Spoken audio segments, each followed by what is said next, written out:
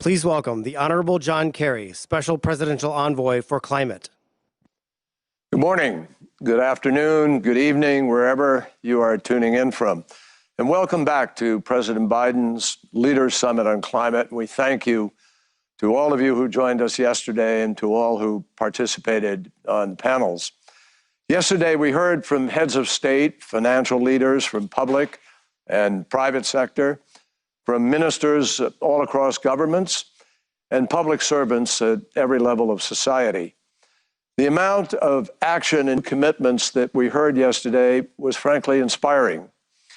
I think it's fair to say there is a new beginning as the world is moving towards the actions necessary to keep 1.5 degrees as the limit on the warming of the planet.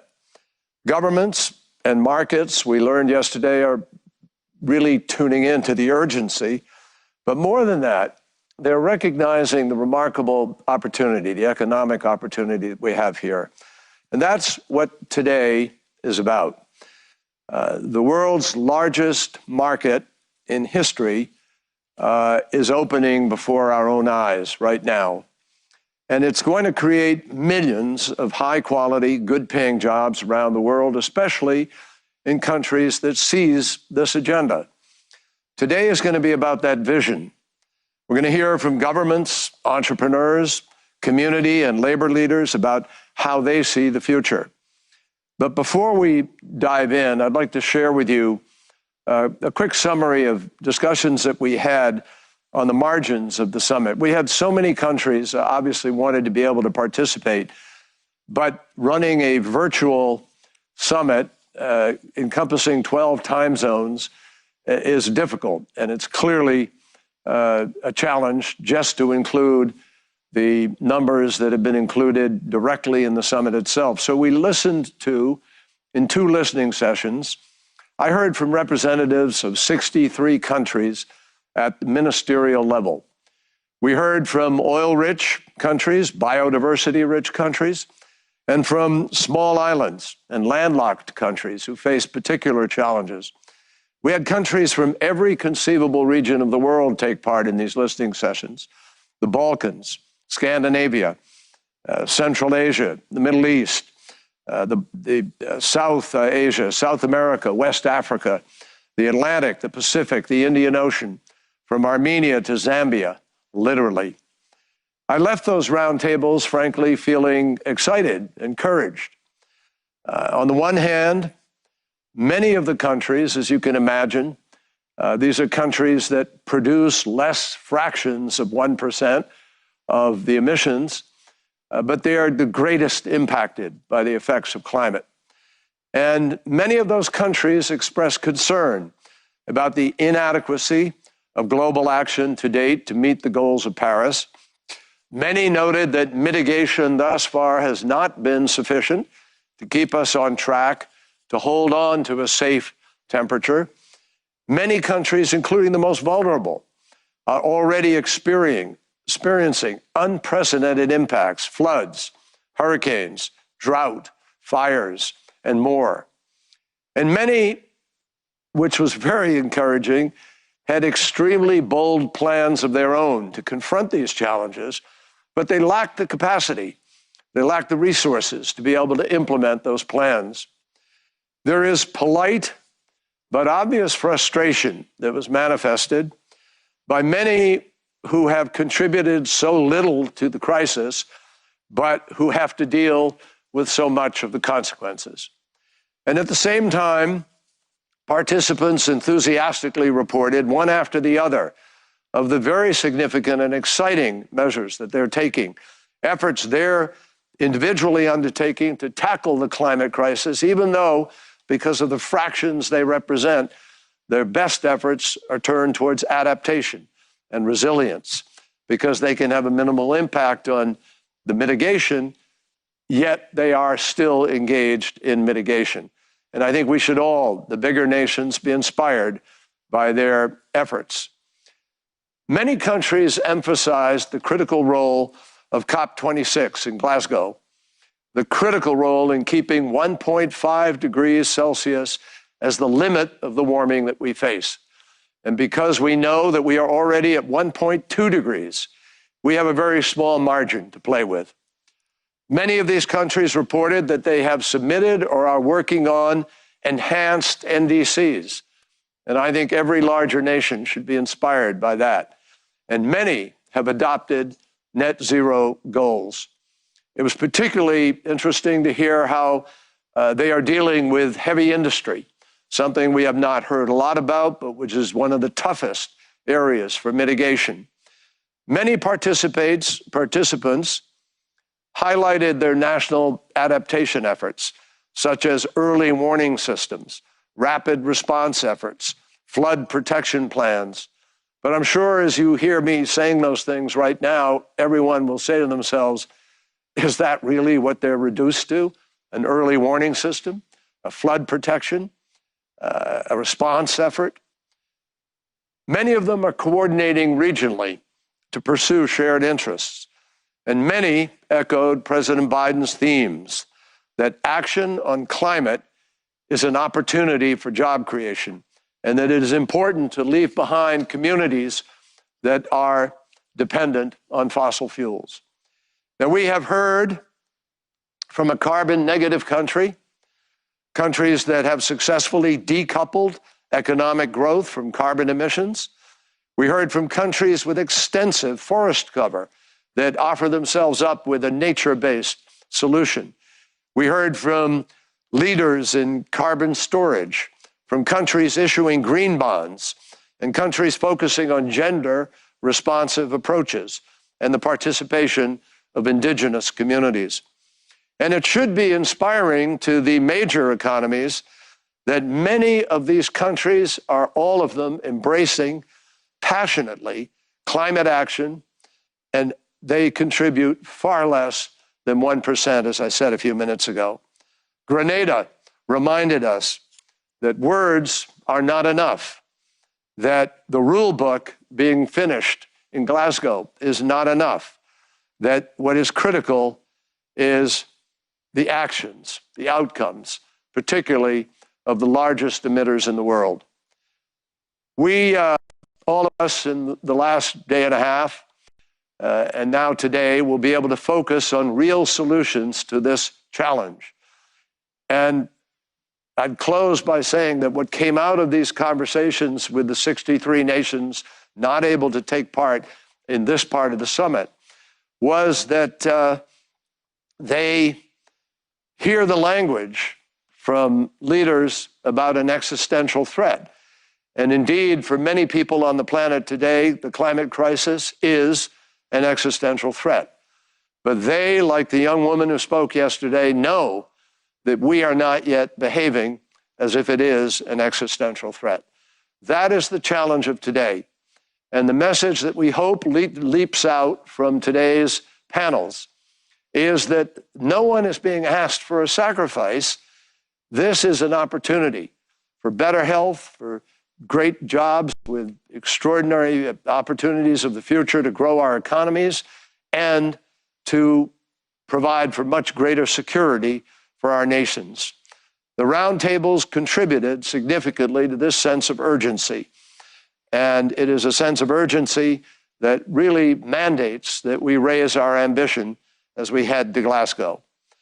I have the great pleasure now of introducing my friend Michael Bloomberg. During his career of private sector innovation and his public service as mayor of New York City and as a philanthropist, Mike recognized early on that tackling the climate crisis was going to require action from every level of society, from town halls to governor houses, C-suites to mom and pop shops. And when the previous administration withdrew the United States from the Paris Agreement and retreated from global leadership, Mike Bloomberg leaned in. He founded America's Pledge and helped launch a national movement to rally American cities, states, businesses, universities, and tribal councils to declare that we in the United States, that we are still in the Paris Agreement and climate action. Now in his role as a UN Special Envoy on Climate Ambition and Solutions, Mike uses that experience to help all of us try to move the world to keep global warming to 1.5 degrees. Hello, everyone. I want to thank President Biden and his administration for bringing us all together. Let me also thank the national leaders taking part, including everyone who came to the summit armed with ambitious new goals for cutting emissions. The simple fact is, we can't wait for COP26 to take action. That's why this gathering is so important. We have a chance, right here today, to demonstrate what strong leadership really looks like. Yes, it's about setting ambitious goals, but it's also about bringing everyone from every part of the world together and working as a team to meet them, not just in government, but in the private sector too. Now, I want to emphasize something that I hear all the time from mayors and from CEOs too. They say, we're ready to do more. We want to do more, but we need more help. Sometimes they need more funding, sometimes they need more authority, and sometimes they need regulatory changes. You won't always agree with them, of course, but I urge you to listen to them, because if you look at the data, cities and businesses hold the key to defeating climate change. They are responsible for the vast majority of emissions, so helping them and incentivizing them to take action really is critical. The more action they take, the faster we can make progress. At Bloomberg Philanthropies, we've been working to help cities raise their ambitions and help spread solutions that work around the world. And our company has been working to help the market move more capital to green projects in every global region by bringing greater transparency to climate risks and opportunities. The Task Force on Climate-Related Financial Disclosures sets standards that help companies manage risks and that empower investors to direct more capital to companies that are leading the way. We can't beat climate change without a historic amount of new investment, and that will only happen if governments, investors, and business leaders have the information they need to make smart decisions. Working with partners, Bloomberg Philanthropies has also helped retire over 60% of all coal-fired power plants in the U.S., and half of the EU's coal plants, too. Coal plants are the single biggest contributor to climate change, and they spew toxic, deadly pollution into the air. The good news is, clean energy is increasingly cheaper than coal in much of the world.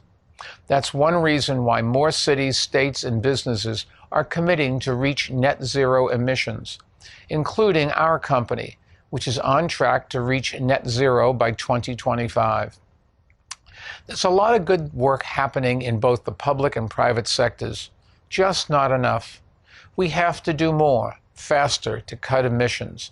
And by acting boldly and urgently, we can build a lot of momentum going into COP26 this November. We're all in this together, so thank you for coming together for this summit. All the best. Thank you, Mike. And now it is my great pleasure to introduce Brenda Mallory, who is the new chair of the Council on Environmental Quality. Brenda has dedicated her career to using the law to fight for environmental justice and legal reform inside and outside of government. And we're all delighted, as the president is, that she is part of his team. Thank you, Secretary. Good morning, everyone. I'm pleased to be part of the discussion on ensuring that all communities and workers benefit from our actions to address climate change. President Biden's approach to environmental justice is guided by a couple of core beliefs. First, that every single person has a fundamental right to drink clean water and breathe clean air. And second, that for too many people, we have failed to deliver those protections. This is true in the United States, but we know that it is also true in many other parts of the world. Correcting these historic wrongs is not going to be easy, and it requires a long-term commitment. But acknowledging a need for change is a critical first step. I was confirmed by the United States Senate just last week as the newest chair of the White House Council on Environmental Quality, but I've immediately gotten to work joining the rest of the President's team that has made environmental justice an everyday focus over the 3 months since his inauguration. There are 3 ways I'm going to be working every day to help the President achieve his environmental justice goals. First, I chair the White House Environmental Justice Interagency Council. This cabinet-level group exists to make sure that the entirety of the federal government is working to address injustice in frontline and fence-line communities and make a positive difference in the lives of everyday people. Second, I'm thrilled that the first ever White House Senior Director for Environmental Justice is part of our team at the Council on Environmental Quality, and I know we'll achieve great things together. And third, the newly formed White House Environmental Justice Advisory Council brings together 26 national environmental justice leaders from across the country to advise CEQ and the Interagency Council on the steps we need to take to get it right. I look forward to receiving the recommendations from this group. Turning now to an introduction of an important partner we have. My friend Peggy Shepard is a nationally recognized leader who has devoted her life to advancing environmental equity. She is the founder and executive director of We Act for Environmental Justice in Harlem, New York.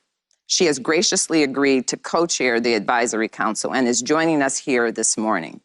It is my pleasure and honor to present Peggy Shepard to you. Thank you.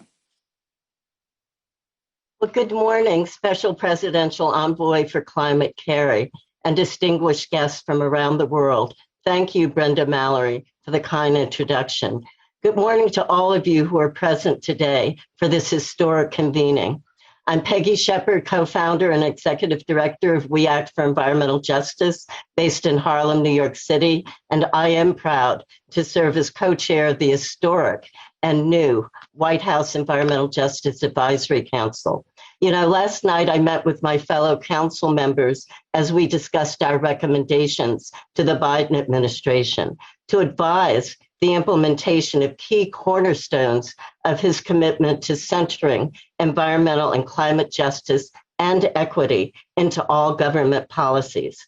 I think of the phrase, look at what they do, not at what they say. And I'm startled to realize that I am at this convening today because President Biden is acting on what he said and committed to do. And together we're building a model of collaboration between government and communities, seizing the profound opportunity to accelerate the pace of action on reducing the impacts of climate change on this country, on our economy, on the most vulnerable communities, and on the workers of this country who need good family-sustaining jobs. And the administration is transitioning our economy from fossil fuels to a clean energy future that sustains the livelihoods and ecosystems on which the world depends. We must build back better, but with justice and a keen sense of our failed history of discriminatory policies that has been systemic. We will build back better by centering investment in the frontline communities that have borne the brunt of the environmental degradation that has scarred the landscape of urban and rural America. President Biden is uplifting the voices, experiences, and solutions of the communities most affected by environmental injustice and climate change. We're working to achieve a rejuvenated America where all communities have access to clean air, clean water, safe schools, and healthy homes.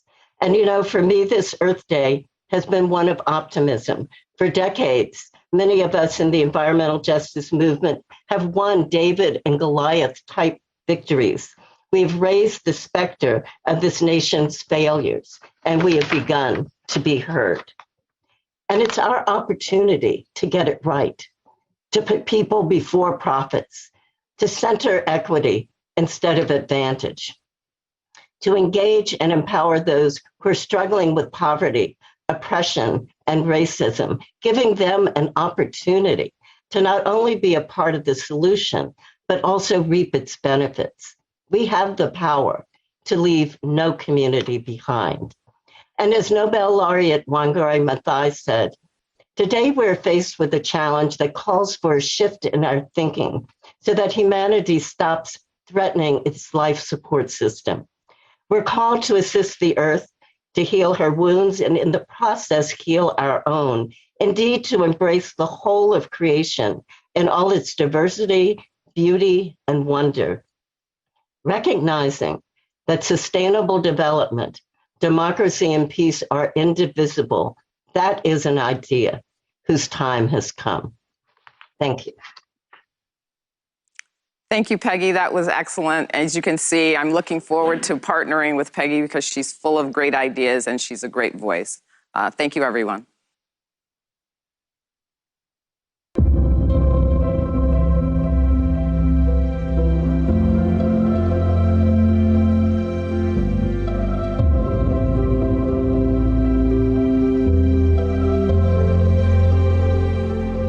How do we reach global net zero emissions? The path forward requires doing more of what we know works now, while investing in the critical technologies we'll need for tomorrow.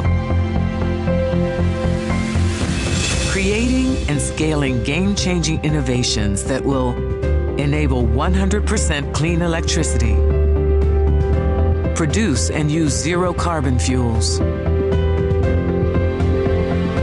decarbonize industry, aviation, shipping, trucking, build net zero communities, advance climate-smart agriculture, remove carbon dioxide from the atmosphere, and make us resilient. A better world is possible. It starts by investing in tomorrow's technologies today.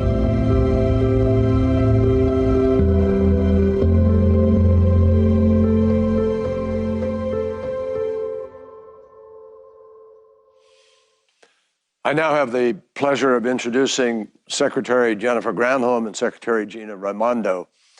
Jennifer understands on a personal basis the economic opportunity that climate action provides, and she may understand that better than a lot of other folks because her work as governor of Michigan and her work now as Secretary of Energy has centered on advancing the urgent climate agenda through the creation of high-quality middle-class jobs. And Gina, for her part, has established herself as an innovator in the private sector and in public service. She established the first venture capital firm in Rhode Island and then served as its first governor, female governor. She's bringing the same entrepreneurial spirit to the Commerce Department now as secretary, and she wants that department to engage the private sector in the cause of tackling climate crisis. Secretary Granholm. Thank you, sir, and welcome everyone to day 2 of the Leaders Summit on Climate, which of course is concluding a monumental week of international cooperation and collective action. So these commitments are amazing. And President Biden convened this summit for a simple reason. And that reason is that we have to raise our collective ambitions around climate change. By the end of this decade, we need renewables deployed at scale so that reliable, affordable, clean energy reaches people in the most populated valleys and in the remotest mountains, across the hottest deserts and the coldest tundra. We need fearless innovation to bring down the costs of batteries, to commercialize carbon capture, to make blue and green hydrogen market ready. And perhaps most of all, we need a mindset that overcomes resistance to change. Many are stuck on the status quo, and maybe they are insistent that we can't reach our goals. But an old proverb says, when the winds of change blow, some build walls, others build windmills. So, fellow windmill builders, let's push back on doubt and fear, Climate disasters worldwide tell us that the scariest thing that we can do is nothing at all. Let's prove we can in this moment. And we'll all gain when we succeed, starting with jobs. We are looking at a $23 trillion global market in the clean energy transition by 2030. 23 trillion at a minimum. And that means that we all can remake our economies and we can build new businesses and put millions and millions of people to work. So President Biden believes this will be an historic advance in prosperity and quality of life. And that's why his American Jobs Plan, our American Jobs Plan, calls for massive investments in clean energy research, development, and deployment. That's why we're mobilizing American ingenuity like never before. So over the coming weeks, we at the Department of Energy will be announcing new goals for bold, achievable leaps in next generation technologies, starting with hydrogen, carbon capture, industrial fuels, and energy storage.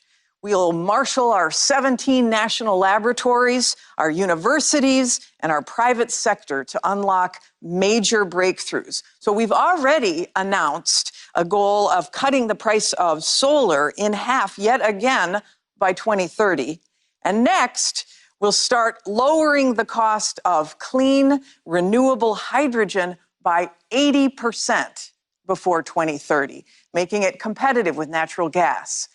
We're going to slash battery cell prices in half again and reduce the need for critical materials, making electric vehicles affordable and maybe even cheaper than gasoline vehicles.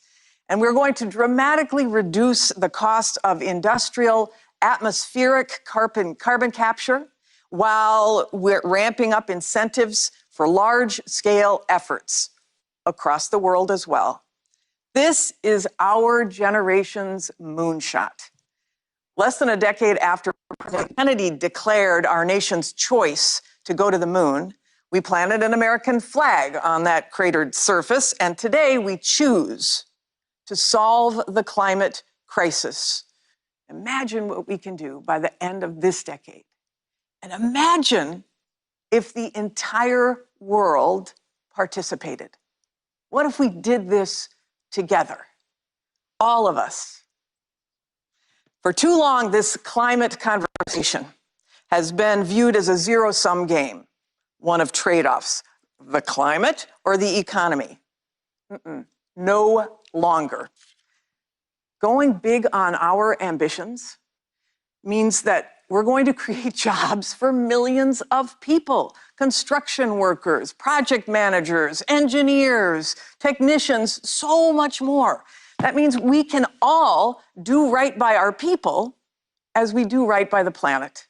We can lift up communities that have been knocked down. We can make good on moral debts owed to those bearing the burdens of fossil fuel pollution. This is an exciting moment. And our speakers today are going to shed light on the great potential that's at hand. We're going to start with somebody who understands the power of major investment and cutting-edge innovation better than almost anybody on the planet, Bill Gates. Bill observed years ago that power comes not from knowledge kept, but from knowledge shared. He was referring to business leadership. But how apt is that at this moment in the clean energy transition? So guess who's here to drop some knowledge on us now? Please welcome Bill Gates. It's an honor to be here with all of you today. I especially want to thank President Biden and Secretary Kerry for reestablishing America's leading role on climate change. This is a promising moment. Climate activists, and young people especially, are bringing amazing energy and attention to this issue. They are demanding action, and rightly so. And governments around the world are meeting those demands with ambitious commitments. In Paris, 6 years ago, here today, and again in Glasgow later this year. But climate change is an incredibly complex issue, And using just today's technologies won't allow us to meet our ambitious goals. The reason is that almost all of our zero carbon technologies are more expensive than their fossil fuel counterparts.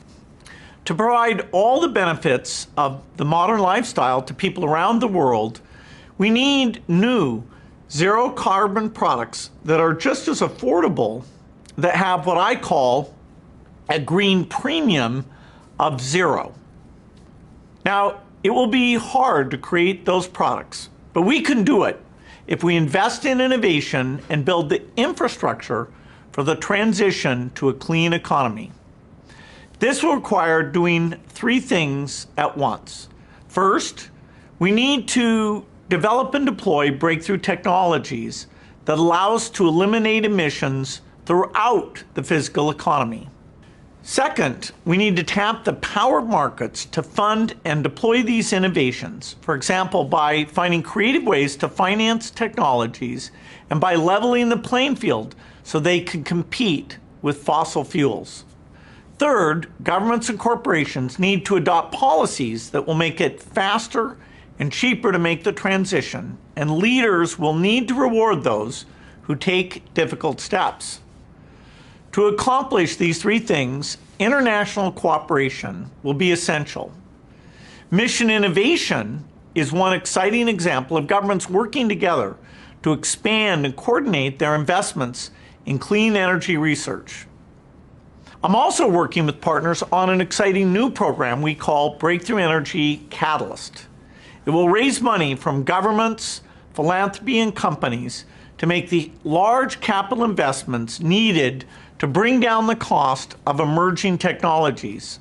By taking steps like this to create the financing structures that will allow green products to succeed, we can build new industries and companies that support communities around the world with good jobs while making the transition to the clean economy.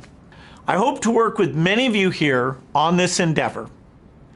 Finally, even as we accelerate innovation to reduce climate impacts, we have to address the climate impacts that are going to come because of the heating that's already taken place. This means accelerating agricultural innovation so that subsistence farmers can withstand the shocks that come with more unpredictable weather. The UAE, United Kingdom, and United States are announcing a new initiative on this topic today, and they're inviting other countries to join their growing coalition in support of these goals. If we take all these steps together, I believe we can avoid a climate disaster. Thank you.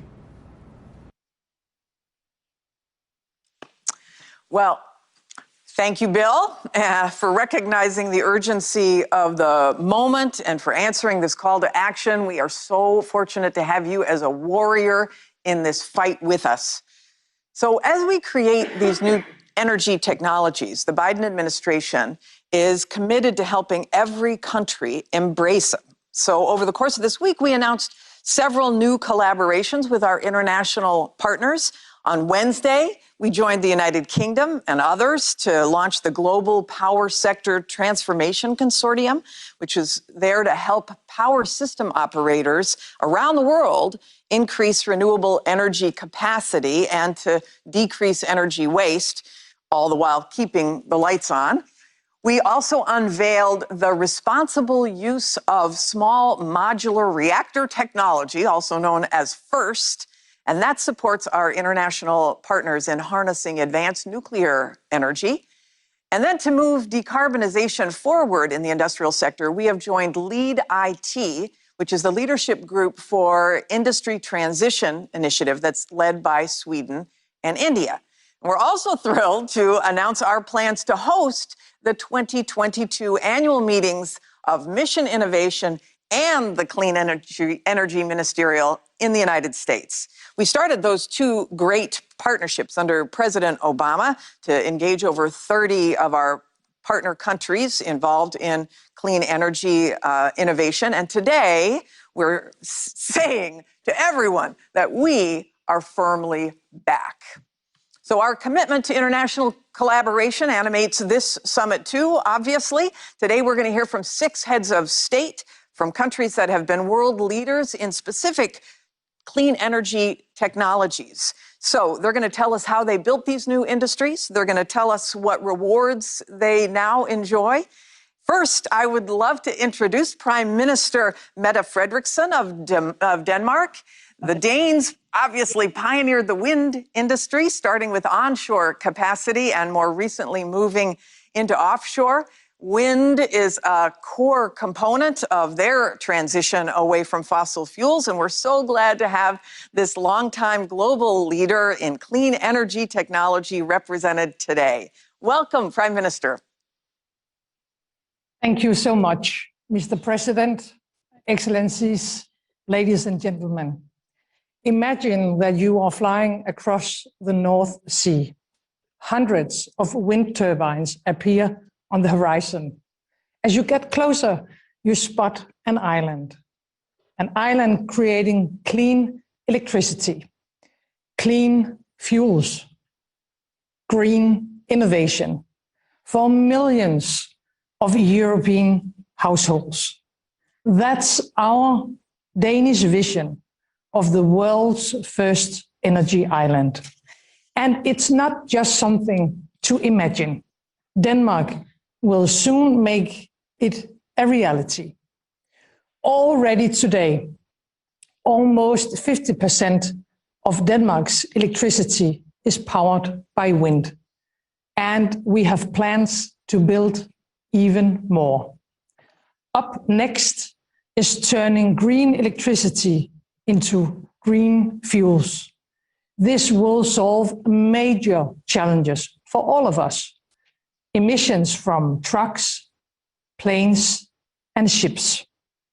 And it will also create a lot of new jobs, plenty of green jobs, offshore, onshore, in ports, in test and research facilities, in industry.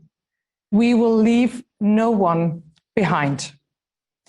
In just 2 years, the world's leading container shipping company, Maersk, will launch its first carbon-neutral container ship.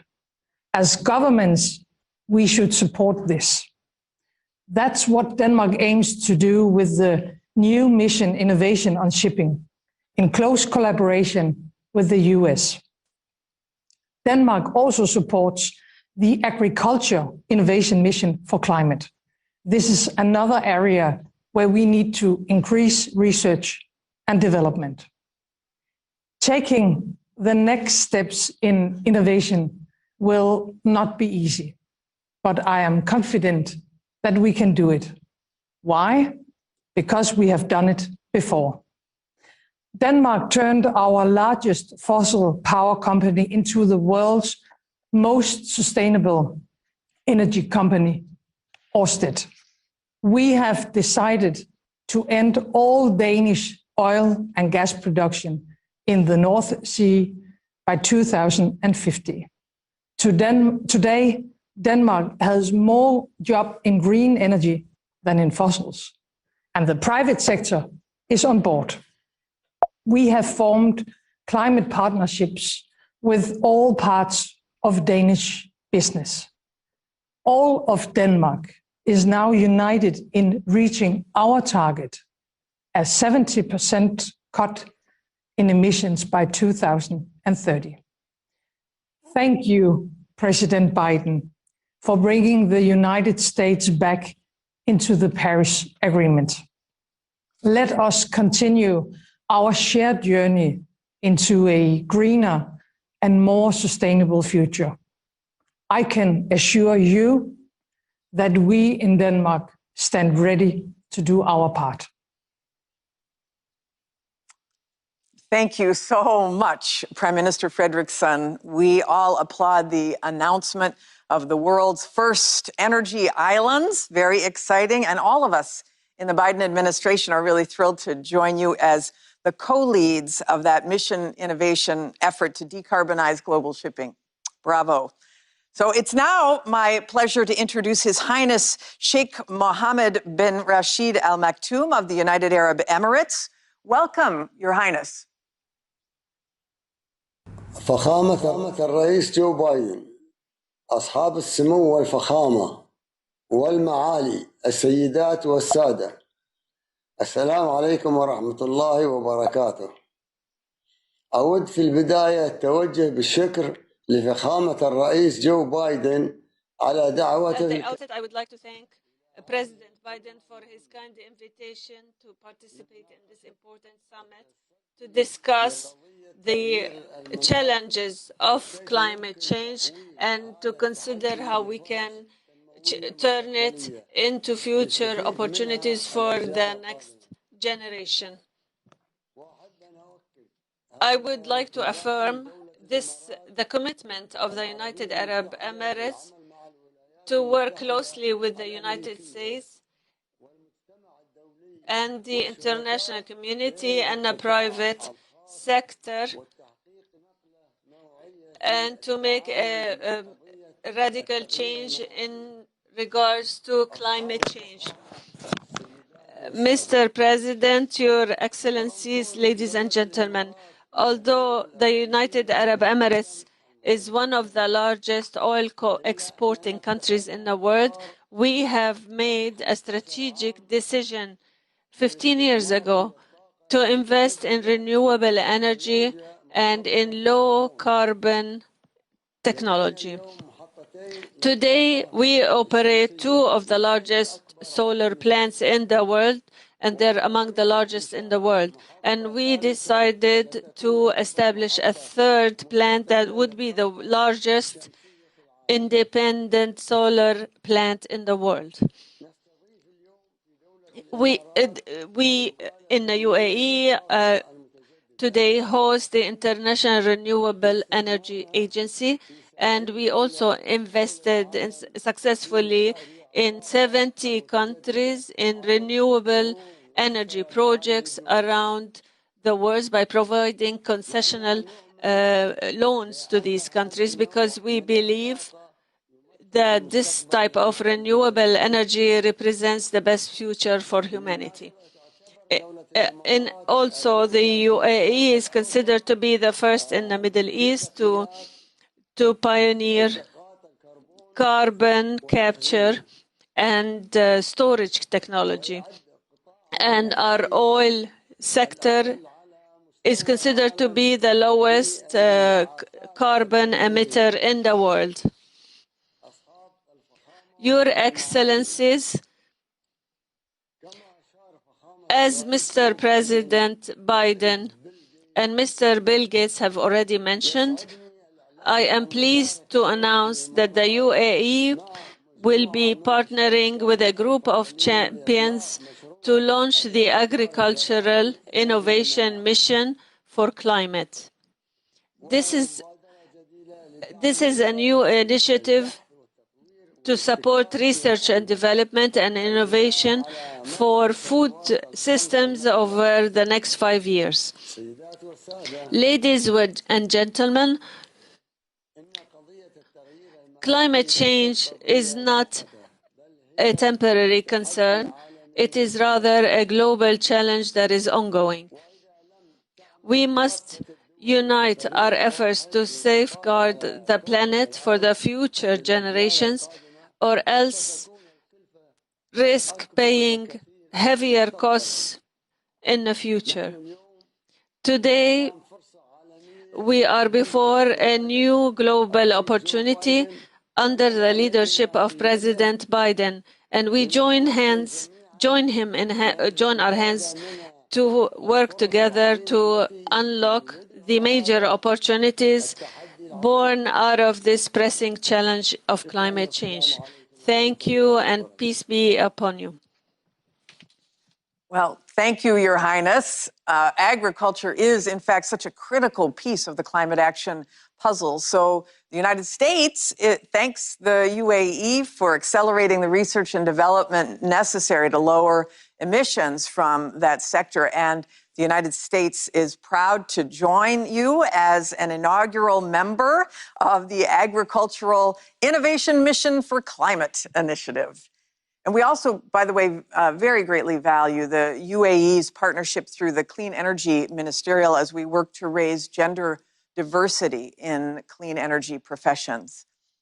So now I would like to introduce Prime Minister Bibi Netanyahu. Israel has been, as we know, a global leader in technology innovation, and clean energy is certainly no exception. Not only has Israel developed critical technologies for climate change mitigation, they're also showing us how to build resilience against impacts like water scarcity. Their focused investments in Israel have actually, by showing us, lowered the costs of climate action for countries all over the world. And through collaborations like the U.S.-Israel Energy Center, we hope to drive that progress even further. Welcome, Prime Minister Netanyahu.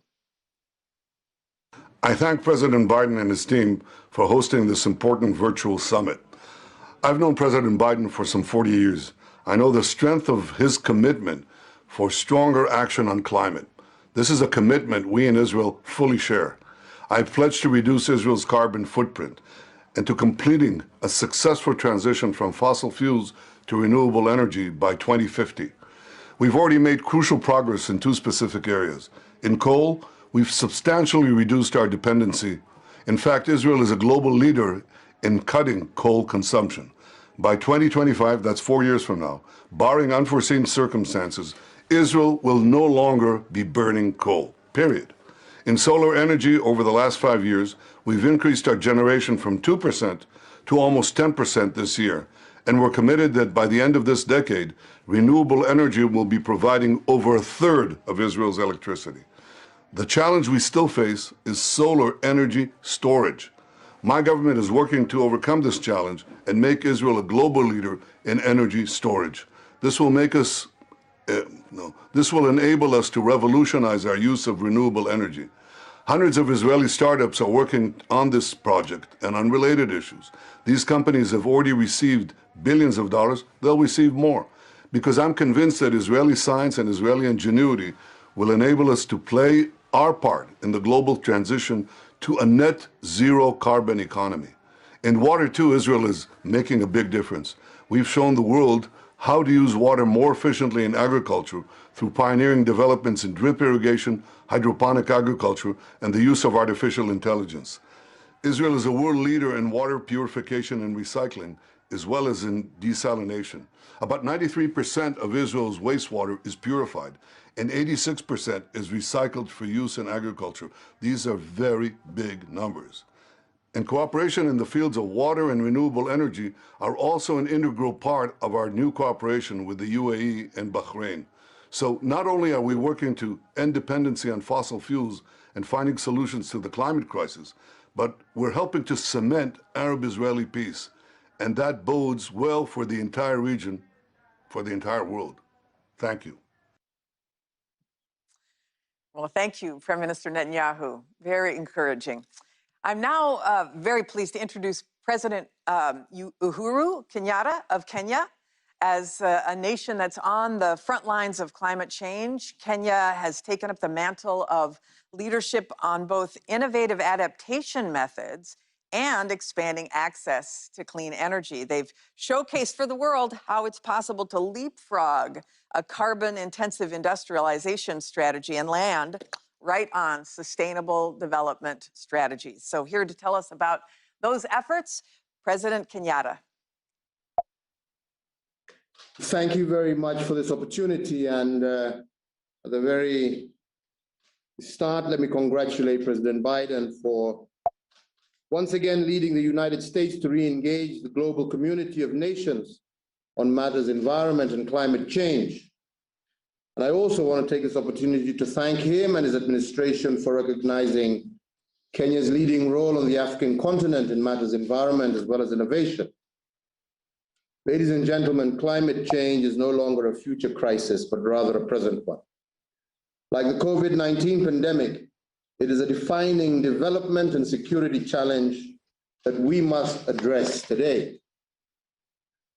The reality is hard to ignore. and the consequences of our inaction are indeed dire.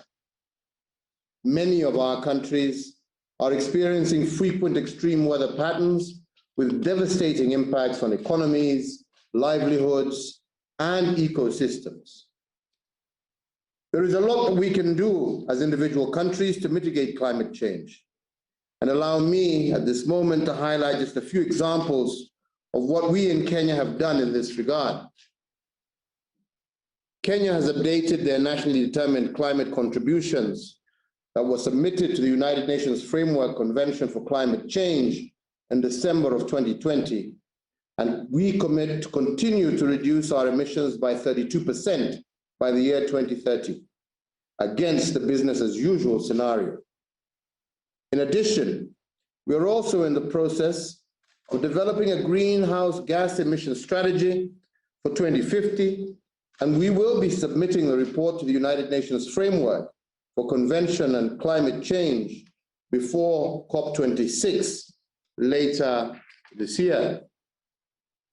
In our journey to the 2050 target, Kenya intends to complete its transition to renewable energy, and clean energy already accounts for about 90% of total electricity supply in Kenya, and we intend to increase this to 100% by the year 2030. As you may know, Kenya is a pioneer in geothermal energy on the African continent, and indeed holds the 5th position globally. Our geothermal potential is great, and the amount currently tapped is actually less than 10%. And this presents huge investment opportunities across the technology value chain, as well as huge opportunities for employment of young Africans across our country. We're also the first country in the world to pioneer new geothermal wellhead technology, which ensures the immediate power supply at low costs, even before the associated infrastructure is in place. Kenya is also home to one of the largest single wind farms on the African continent, in addition to significant yet underexploited potential for solar-based power generation. Ladies and gentlemen, to meet the energy needs of the rural communities, we have also deployed digital technologies using an innovative pay-as-you-go mobile money credit facility, better known locally as M-Kopa. And these communities have switched from kerosene to solar for lighting and to power appliances such as televisions and refrigerators. Kenya is already a leader within the sub-Saharan Africa in developing and distributing clean cook stoves. There is, however, still more work to be done to provide domestic solutions for clean cooking services for 80% of Kenyans who continue to depend on biomass for cooking. To address the clean energy cooking gap, we have committed to achieve a 100% clean cooking under the SDG 7 by the year 2028, 2 years ahead of the UN target date. To promote innovation, our institutions of higher learning and research have established climate technology incubation centers. And we are also working closely with business leaders as well as the academia to develop appropriate, sustainable waste management and circular economy innovations. Let me conclude by also taking this opportunity to raise a concern regarding financing. Most developing countries are struggling to finance climate mitigation and adaptation actions. A recent UN adaptation gap report estimates that the current annual adaptation costs in developing countries to be about $70 billion US, and this is expected to rise to about $140 to $300 billion by the year 2030 if no action is taken today. We therefore need to increase our ambition at 2 levels. First, all countries should take the bold measures to dramatically reduce greenhouse gas emissions over the next 10 years. And second, the better off countries, working in collaboration with our private sectors, should support developing countries secure the financial resources required to implement climate adaptation programs. Finally, ladies and gentlemen, we cannot win this fight against climate change unless we globally cooperate to fight it together. Let us therefore all commit to redouble our efforts now and not wait for future tipping points. Let us all act in concert to protect our shared destiny, and let us, in the spirit that the United States has shown in rejoining the Paris Climate Agreement, all aim to bequeath our children a better future. I thank you all. Thank you, President Kenyatta. I love the focus on geothermal. I know all of us at the Department of Energy are really proud of our partnership that our laboratories have been able to forge with Kenya through the Power Africa initiative. Here's a moment where we can share information because we need to do more on geothermal in the U.S. too. So thank you for that.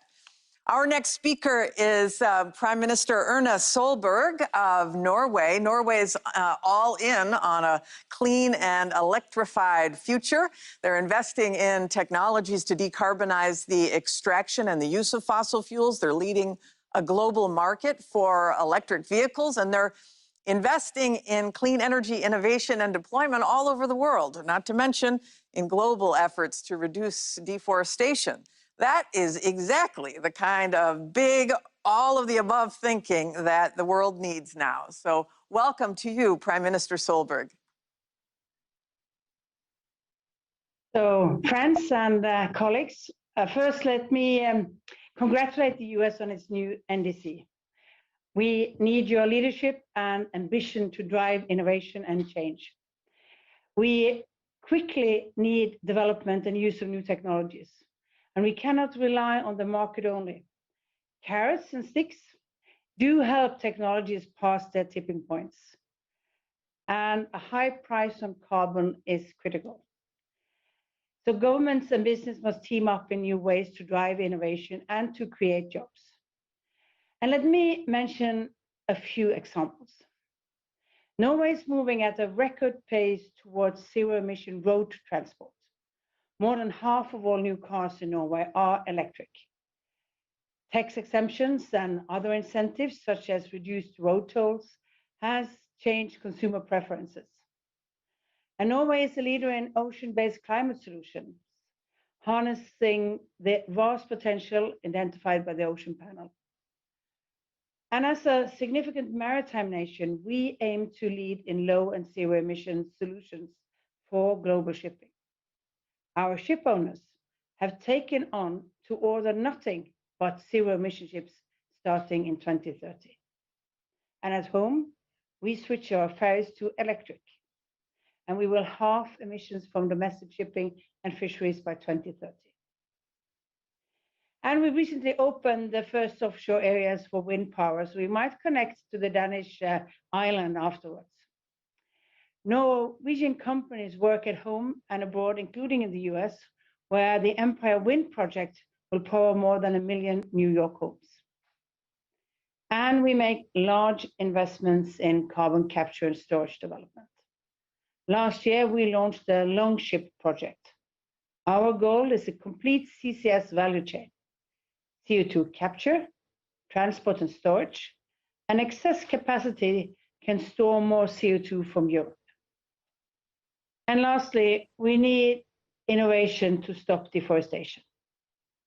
Norway has made available high-resolution satellite imagery of all tropical forests.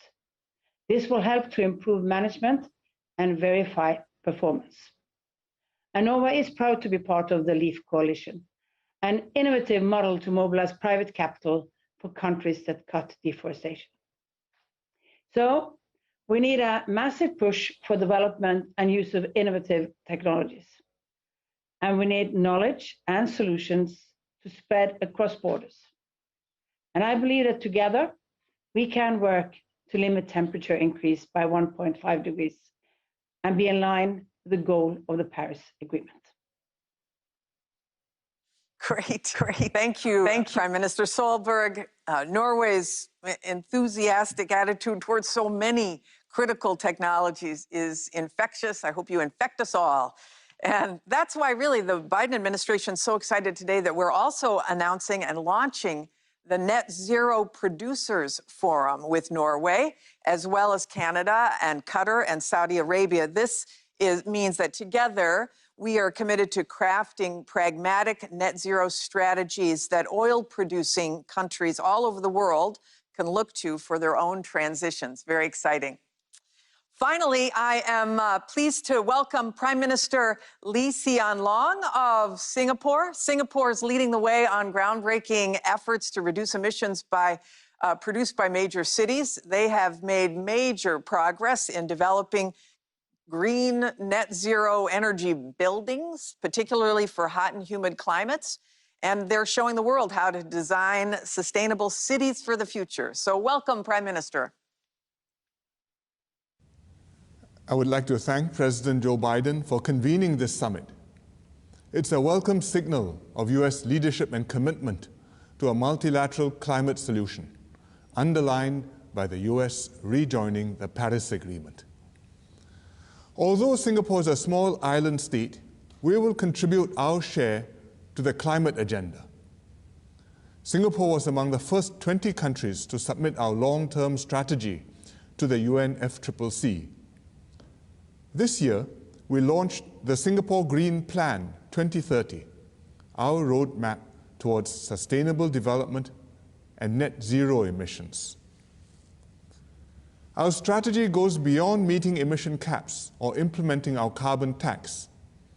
To overcome our small size and lack of resources and achieve our emission reduction goals, Singapore must also innovate and use technology extensively. For instance, we have very limited renewable energy options. Nevertheless, we plan to quadruple solar energy production by 2025. We are opening one of the world's largest floating solar energy systems, which will offset 33,000 tons of CO2 annually. Another major concern for our compact and dense city is rising urban temperatures.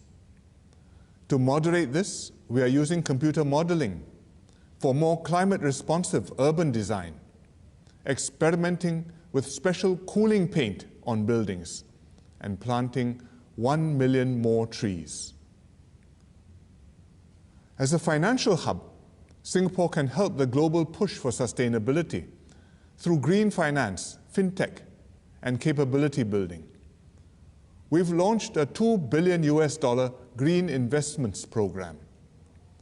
This will support the development of carbon trading and services, sustainability consultancies, and environmental risk management. One promising area is emissions verification, including using new technology to measure the carbon footprints and monitor abatement commitments of businesses. Singapore is happy to share our experience in all these areas. We've incorporated climate and sustainability in the Singapore-US Third Country Training Program. And as country coordinator for ASEAN-US Energy Cooperation, we will work closely with the US to support our region's clean energy transition. We look forward to working with the US and all countries to build a sustainable future. Thank you. Well, thank you, Prime Minister. Singapore is certainly pushing the envelope in fascinating directions, from computer modeling for urban design, new technologies for emissions verification, all sorts of great stuff. But what's clear from these 6 heads of state is that there is really tremendous opportunity for investments in a broad range of clean energy technologies, not only to mitigate emissions and adapt our society to climate impacts, but to also boost our economies and create good-paying jobs for our citizens.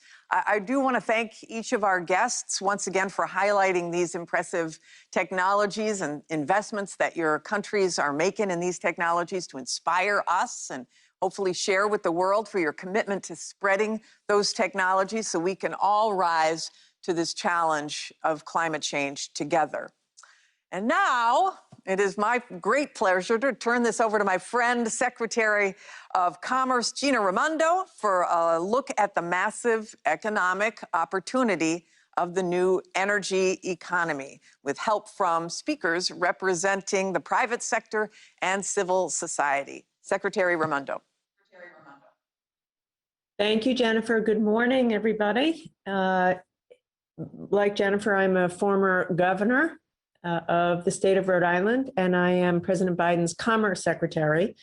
And as Secretary Granholm said, we all are tired of the old view that we have to make a trade-off between jobs and the environment, meeting the needs of climate and the economy. And so as the Commerce Secretary, I am joining forces with all of you to show leadership in our commercial sector as we look to the private sector for innovations, as we've all been talking about, and new technologies that are necessary in order for us to continue to move forward in our fight against climate change. It's been amazing to listen to what is happening all around the world, and it is thrilling to be here on President Biden's team to be leading again with all of you in the world on climate. Raising our innovation ambition is going to be what makes it possible to raise the world's climate ambition. And that is what today is all about. And government cannot do it alone. We need the private sector. We need private sector innovation. We need entrepreneurialism. And we need academic research and academic research institutions to play a huge role in uncovering and developing new technologies and innovations, investments that can unlock massive economic opportunities as well. Already in 2020, global investments in clean technologies crossed the $500 billion mark. And in the coming decades, the new energy economy will open multi-trillion-dollar markets for clean technologies, especially driven by fast-growing emerging economies. As many of you have said, this is a once-in-a-generation opportunity to develop and produce advanced technologies, export them around the world, and speed global net zero transitions, which will ultimately, as many of you have said, lead to the creation of millions of jobs, millions of good, high-paying union jobs. So it is my great pleasure this morning to introduce a series of academic and private sector innovators who will be necessary to allow all of us to achieve our goals. First, I would like to introduce Dr. Fatih Birol, Executive Director of the International Energy Agency, to frame the climate challenge and the central role of innovation in reaching net zero emissions.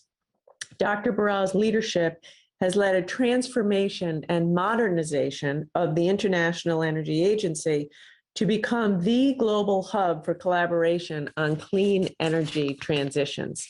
He chairs the World Economic Forum's Davos Energy Advisory Board and is widely recognized as a top global leader on the world's energy scene. So please join me in welcoming Dr. Birol.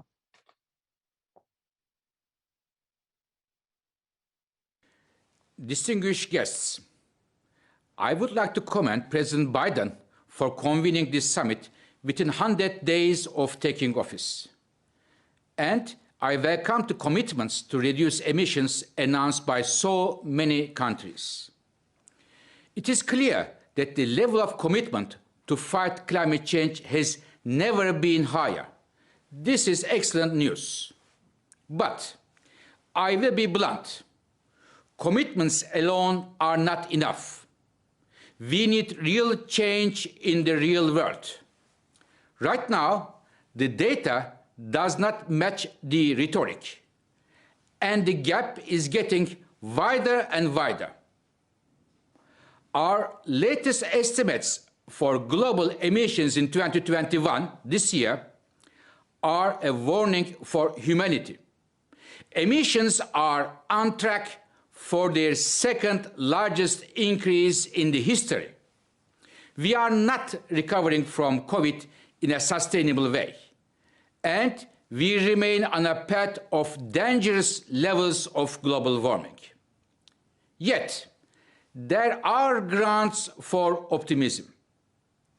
Electricity generated from renewables, solar, wind, and others, will break records this year, and the sales of electric cars will reach another record high. But getting to net zero emissions requires much more than that. We will need to transform our entire energy system. This means drastically cutting emissions from trucks, ships, and planes. We will also need to do the same for steel and cement factories, chemical plants, and in farming.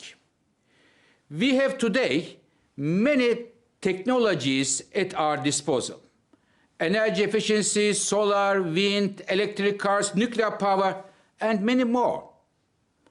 And we need to deploy these as quickly as possible.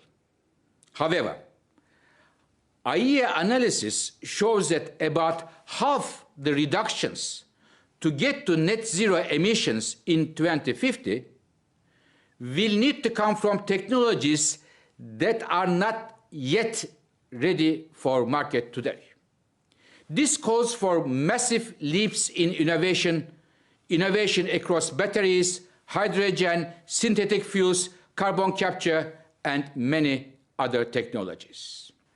On 18th of May, only a few weeks from now, the International Energy Agency will release a roadmap for how the global energy sector can reach net zero by 2050.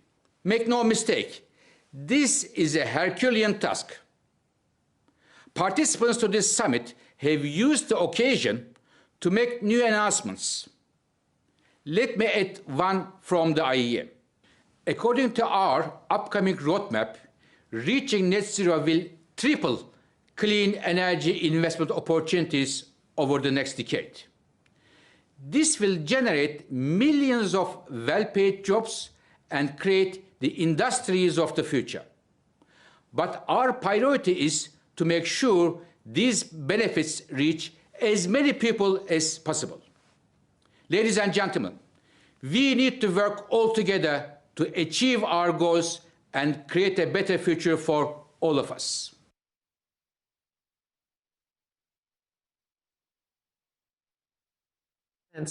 You remind us all of the urgency with which we must do this work. And it is a stunning statistic, really, to think that 45% of the emissions reduction we need to achieve must come from technologies which aren't fully developed today. So it's really a call to action for all of us and the innovators in our country to continue to push as it relates to new technology and innovation. Next, it is my great pleasure to welcome Dr. Shirley Ann Jackson, president of Rensselaer Polytechnic Institute, one of our country's leading research universities. Dr. Jackson, a particle physicist, has served as the chair of the Nuclear Regulatory Commission and as a top scientific advisor to President Obama, who awarded her the National Medal of Science. She serves on the board of the Nature Conservancy and has had a truly extraordinarily distinguished career. So please join me in welcoming Dr. Jackson. Thank you, Madam Secretary. It is a great honor to contribute to this summit. Universities such as Rensselaer Polytechnic Institute are crucial in developing and incubating the new technologies required for a net zero world. Nature has had billions of years to perfect the conversion of light into usable energy. At Rensselaer, we are reimagining photosynthesis, building on advances at the intersection of biotechnology and materials science to develop engineered photosystems. We envision using lipid nanoparticles, such as those used today to stabilize mRNA for vaccines, as a matrix for biomimetic components, able to generate hydrogen or capture electrons for electricity, or fix atmospheric CO2 for the production of carbon-neutral fuels and chemicals.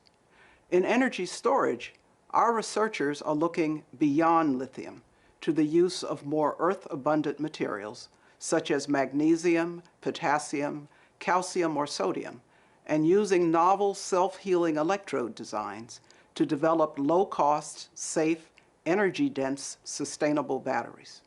However, there is no innovation without innovators.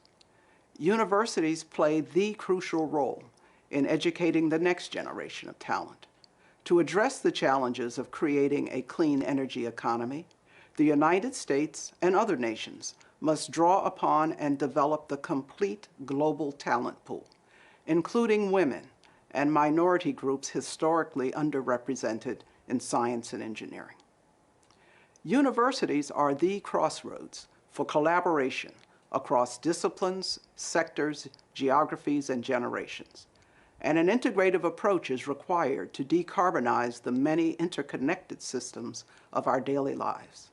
Therefore, I am very pleased to announce that Rensselaer Polytechnic Institute is launching the Institute for Energy, the Built Environment, and Smart Systems in partnership with Siemens, Lutron Electronics, the international architecture firms HKS and Perkins & Will, and the Brooklyn Law School.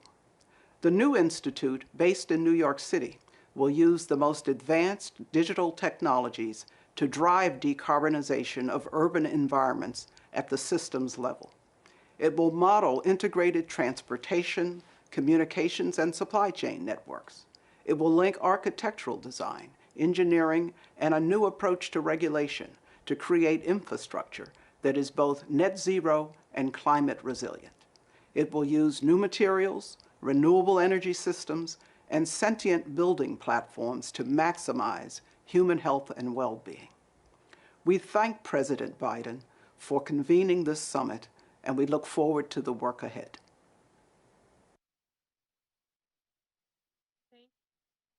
On your new institute. That's amazing. It's exactly the kind of research that's going to move this work forward. And we're thrilled that you are making this announcement at President Biden's summit this week. It's fantastic, and thank you for being with us. So now we're going to hear from some leaders focused on decarbonizing specific sectors of the economy, starting with renewable energy for the electricity sector. I'm very pleased to welcome Dr. Danielle Murfield, who's with us this morning. She is the Chief Technology Officer of GE Renewable Energy, which is, of course, a leading U.S. company that invests in the next generation of clean technologies and obviously creates many jobs in the process of doing that work. Danielle is a member of the National Academy of Engineering. Dr. Murfield leads research and development at GE into exciting clean energy technologies such as offshore wind and energy storage. And on a personal level, when I was the governor of Rhode Island was home to America's first offshore wind farm, and we had the great pleasure of working with GE in doing that. So please join me in welcoming Dr. Murfield. I'd like to start by thanking the Biden administration for convening this important summit, for its commitment to decarbonizing our energy sector, and for its strong support for innovation. The administration's right to focus on innovation as a key part of the solution to address climate change. From our founding, innovation has been the lifeblood of GE.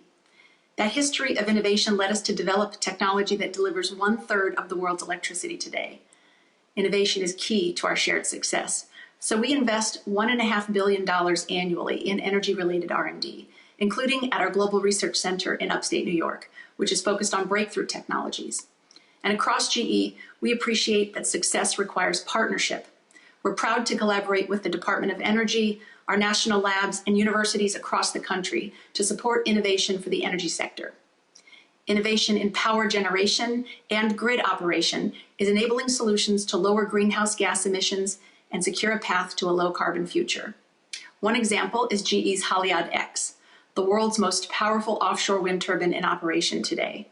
Just one rotation of its blades can power a home for 2 days.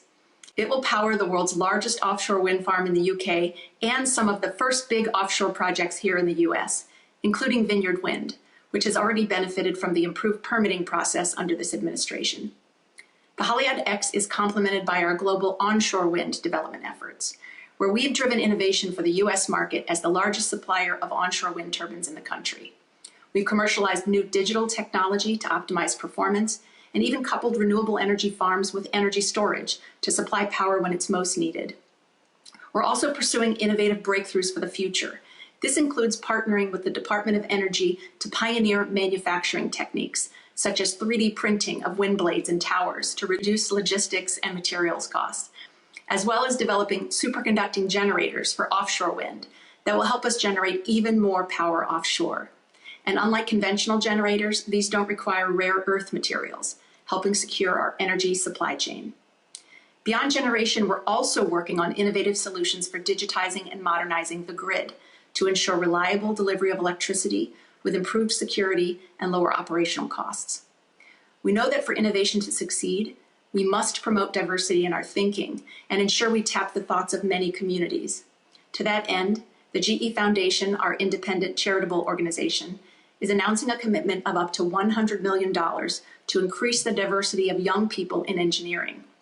This program will provide underrepresented students hands-on exposure to engineering concepts and careers and ultimately award scholarships, developing the next generation of engineers focused on building a world that works. We look forward to partnering with the countries and customers represented here at the summit to support the energy transition and transform our global energy sector together. Thank you. Thank you. And thank you to GE for your leadership. It is exciting to both innovate, create jobs, meet the needs of climate change, and move towards a more equitable workforce by providing opportunities for a diverse workforce. So thank you. In addition to producing renewable energy, a net zero transition will require transporting that power and using it across the economy, as we've heard from many of the world leaders this morning. We'll need to start building smart electrified systems all over the world. So I would now like to introduce Audrey Zeibelman, from Alphabet's Moonshot Factory. Audrey and her colleagues know a thing or two about this. She spent over 3 decades leading organizations with the goal of making power cleaner, more affordable, and more reliable. She was most recently the CEO of the Australian Energy Market Operator, and while in Australia, Audrey was a founding member of the Global Power System Consortium. She also previously was the chair of the New York Public Service Commission, where she oversaw the electric, gas, water, steam, and communications utilities in New York. Not an easy job. Welcome, Audrey.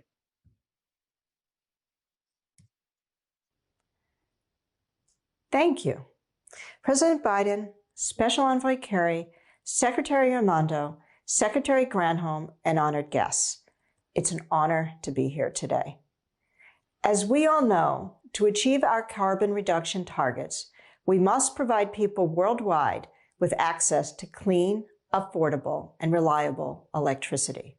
As a 30-year veteran of the electric industry, today I'd like to talk about the vital role technology innovation and broad sector collaboration must have in achieving this goal. What most people don't understand is that the power system only works if the supply of electricity balances with the amount being used every moment of the day. This has always been a difficult engineering challenge, but it's becoming even more so as we decarbonize the grid. I have firsthand experience of this and of how climate change is only making this task harder. Just over a year ago, I was in the control room with my team working to keep the lights on during unprecedented bushfires. We were losing major parts of the system. The limitations on our modeling and visualization tools meant we had to act with incomplete information. Because it was all they had, our engineers relied on experience rather than accurate data to make critical decisions. We were successful. However, As we know from recent events in Texas and in California, this is not always the case. The greatest fear of an operator is the inability to keep the power on, especially when our communities are most vulnerable.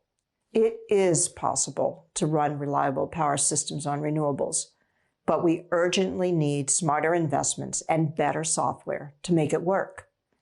That's why last year, Australia and other leading system operators formed the Global Power System Transformation Consortium, or the GPST.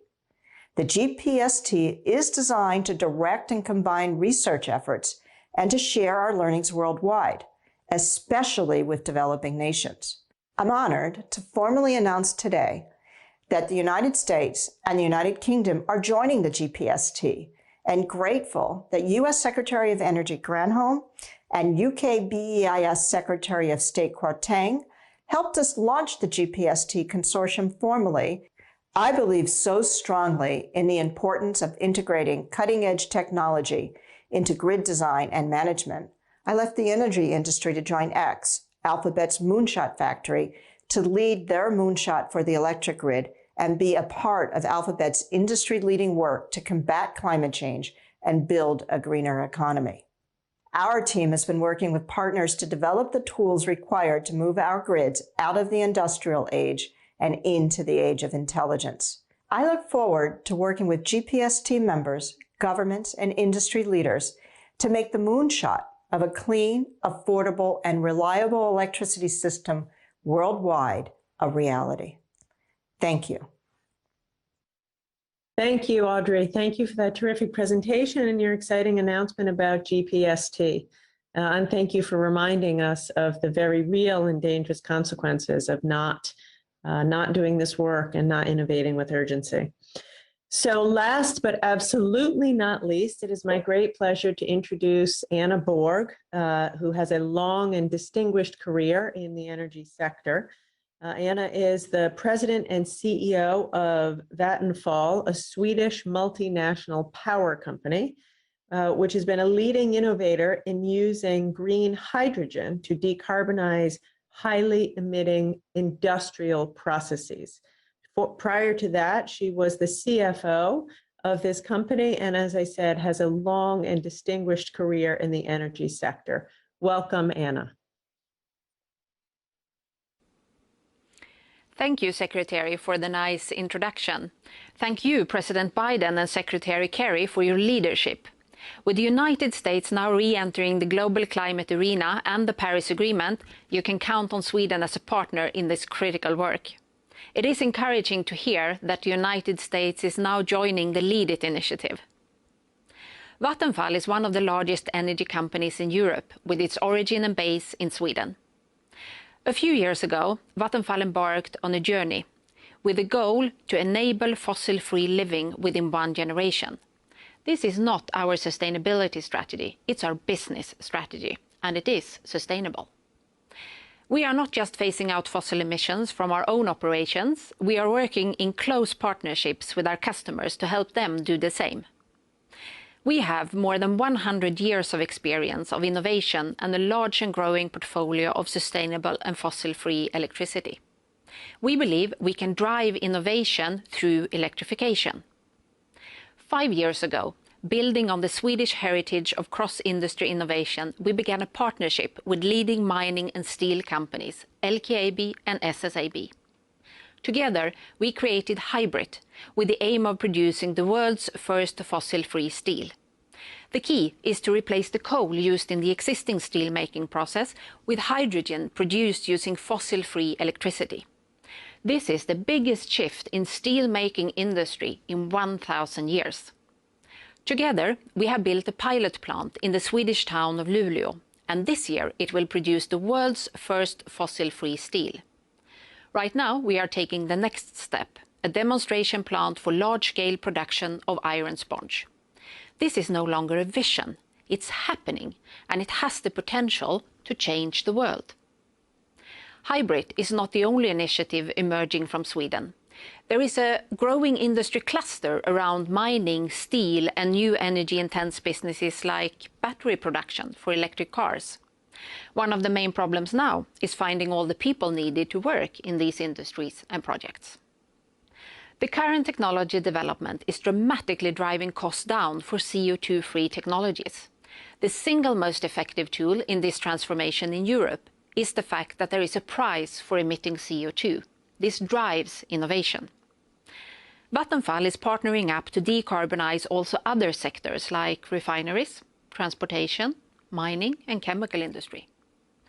I commit to make sure that Vattenfall meets the targets in the Paris Agreement by phasing out fossil emissions from our operations and by enabling our customers to do the same. Transforming into a sustainable business is not only possible, it is the way to have a competitive edge in the future. And the future is not happening in 2050. All of us are creating it here and now. Thank you. Thank you. Thank you, Anna. Vattenfall is doing amazing work. The thought of producing steel without reliance at all on fossil fuel is very exciting, and it's just one of the many innovations that your company and other companies are moving on. So that concludes the portion of this panel for the non-governmental speakers. I will simply thank you all for participating. Thank you for your work. And again, I think that what we just heard from the private sector is how important it is for this to be a public-private nonprofit partnership the entire way through if we are going to do the work that is required.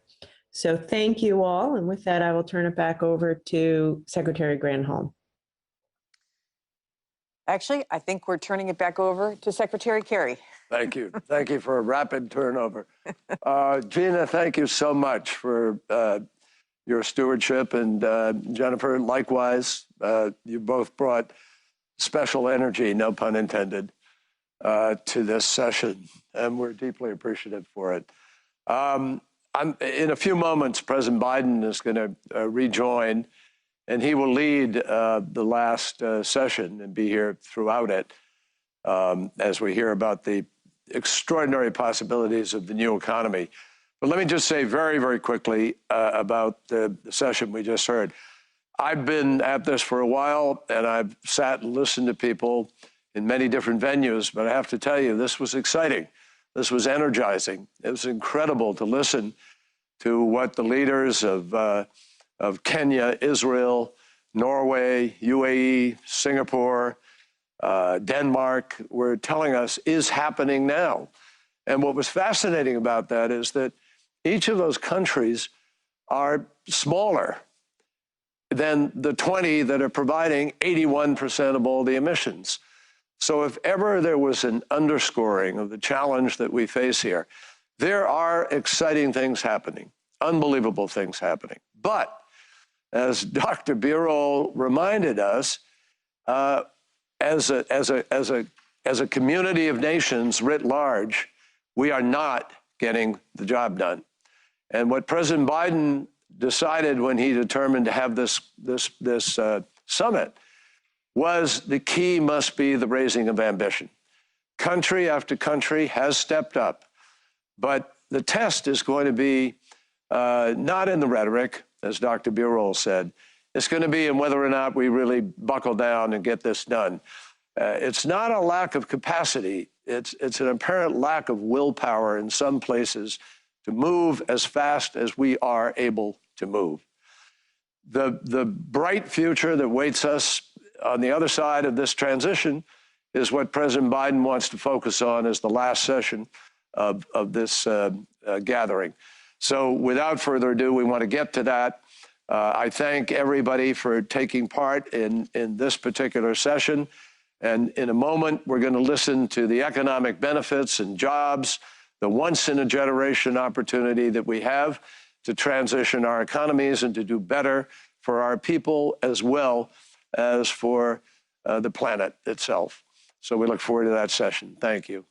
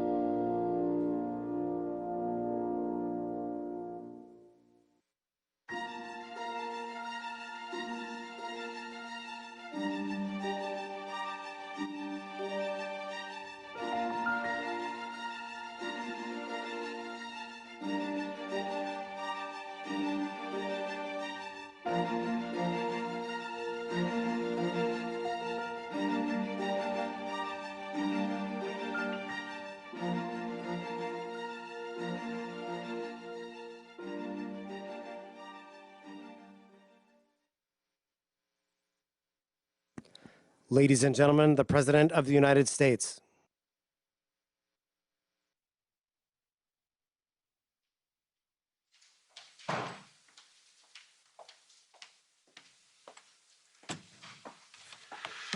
Well, welcome back. And thank you all again, all the world leaders who've joined us. Thank you for joining. And John, thank you for putting this together. We've made great progress, in my view, so far. I'm grateful to all the leaders who've announced new commitments to help us meet the existential threat of climate change.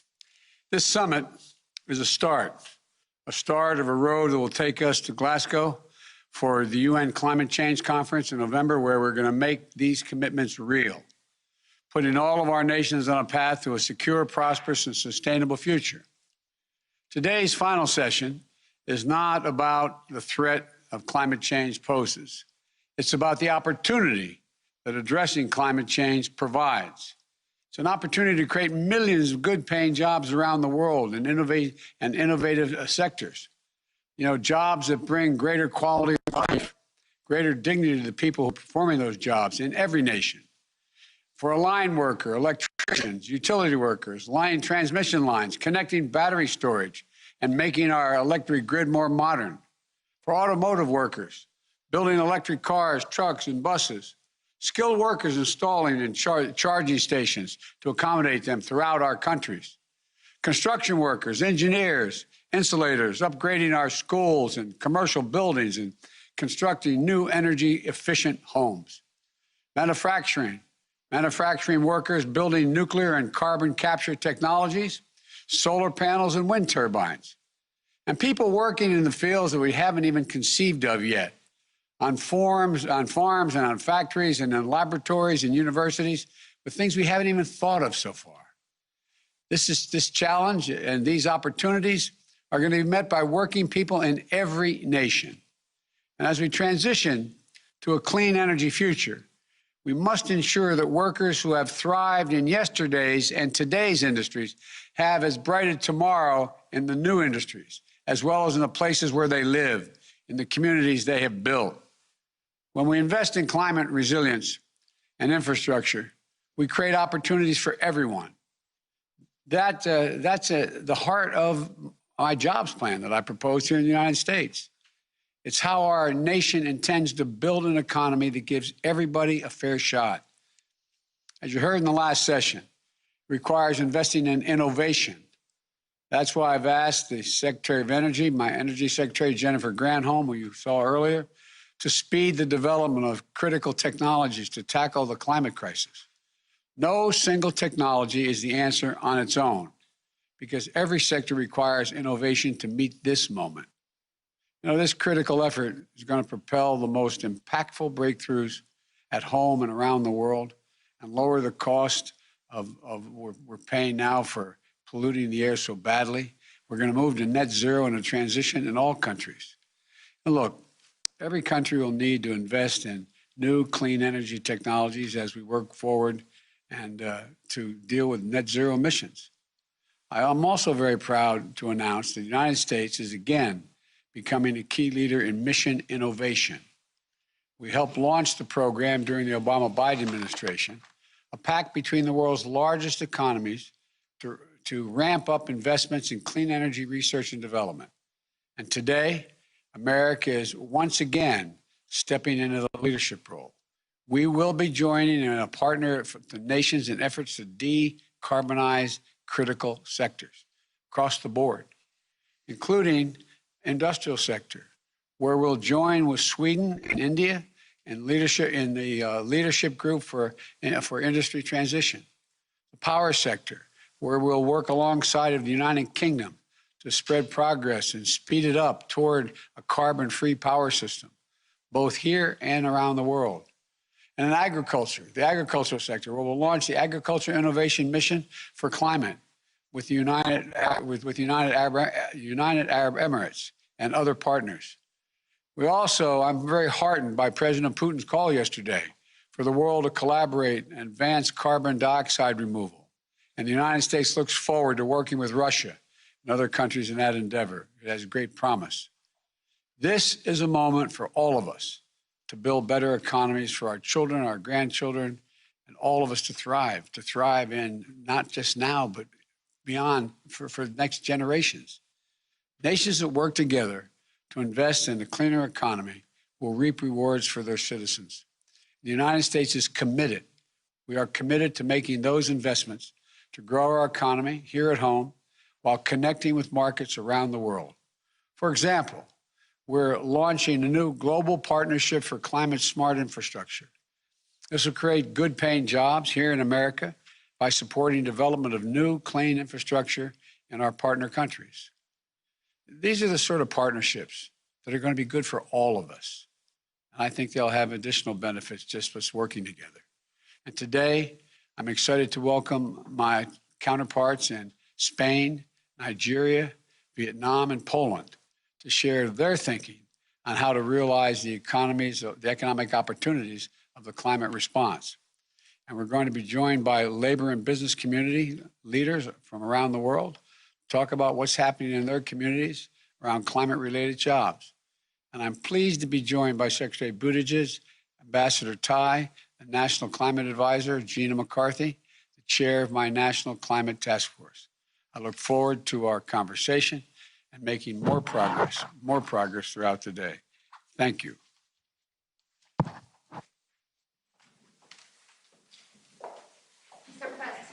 Mr. President, what do you think about the Brazilian president's speech yesterday? Thank you,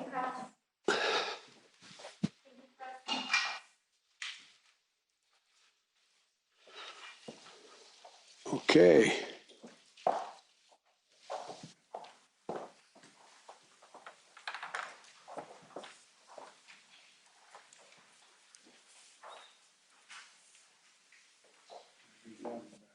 Thank you so much, Mr. President. Okay.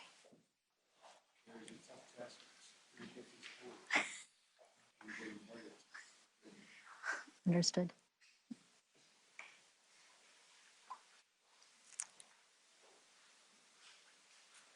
I think it's me, right? Thank you, Mr. President. It is now my pleasure to introduce the Prime Minister of the Kingdom of Spain, Prime Minister Sanchez. The floor is yours.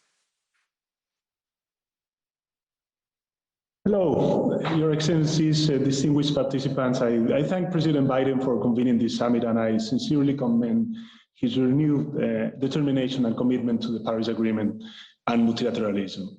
I fully agree that this is the only possible way to overcome what he defined yesterday as the existential threat of our time.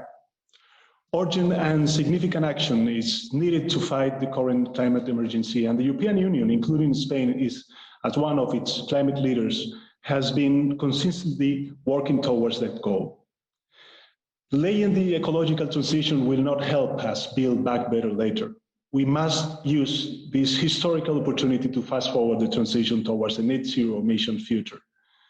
But although $10 trillion could be mobilized globally for COVID-19 recovery, the first signs are not too encouraging. The world is calling us to act. This week, 101 Nobel laureates addressed as their call to stop fossil fuel expansion. I would like to reply to them today. Spain hears you loud and clear, and we are determined to act on it.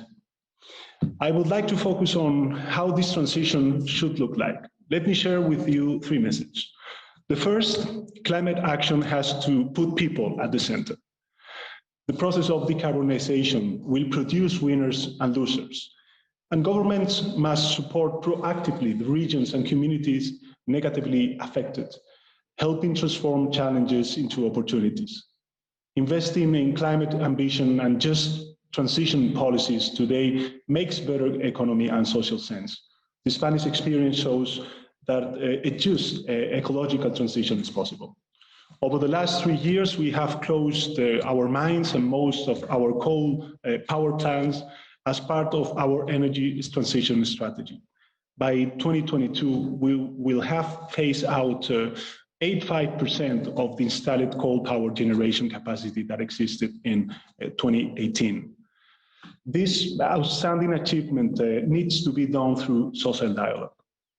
Thanks to engagements with worker unions, business organizations, and local authorities, We carved out just transition agreements in order to channel direct investments, restore declining areas, support innovative industrial projects, retrain workers, and protect small and medium enterprises. We're currently working with the affected regions to attract some of the most innovative, future-proof projects, including cutting-edge renewable energy, renewable hydrogen, or energy storage, matching both the challenges and the opportunities of this transition. The second message is that I firmly believe that the ecological transition offers extraordinary opportunities. Investing in energy transition technologies can create close to 3 times more jobs than the fossil fuels for each $1 million spent. In my country, Spain, the National Energy and Climate Plan estimates that more than 230 billion euros will be mobilized over the next decade. These private and public investments will create between 250,000 and 350,000 jobs, many of them in the manufacturing and construction sectors. Furthermore, our new COVID recovery plan will enable us to mobilize an unprecedented volume of money. We will benefit from up to 140 billion euros in transfers and loans over the next 6 years. And nearly 40% of those funds will be allocated to ecological transition-related investments. And finally, ambitious climate actions need to be anchored on a strong regulatory framework. This is why we are just approving our climate change and energy transition bill, which enshrines into law the objective of climate neutrality by 2050 and sends a strong and clear message to the market, providing legal certainty. Ladies and gentlemen, Spain has been leading by example. We have learned a lot in the process, and we are keen to share our experience because we know that addressing climate change is a global endeavor. We must act collectively, we must act now, and we must not leave anyone behind. I thank you. Thank you, Mr. Prime Minister, for sharing your work on advancing high-quality jobs within your decarbonization strategy. It is now my pleasure to introduce the President of the Federal Republic of Nigeria, President Buhari. Welcome. Thank you.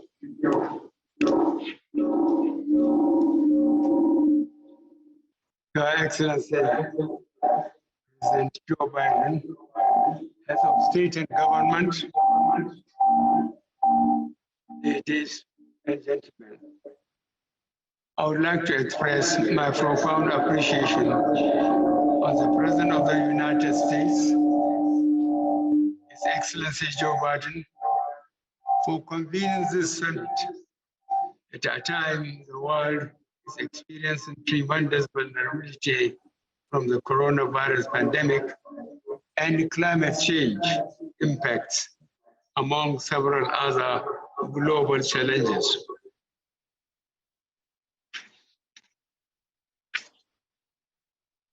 The issue of climate change has taken the front burner globally, as its effects can be seen and felt all around us, ranging from increased atmospheric temperature to irregular rainfall patterns, as well as sea level rise owing to the melting of glacial ice. Nigeria commends the Biden administration for the positive decision of returning the United States to the Paris Agreement. In addition to bringing about abundant green economic opportunities to the United States economy, the move further complements the larger transition process of global economies to low carbon development pathways.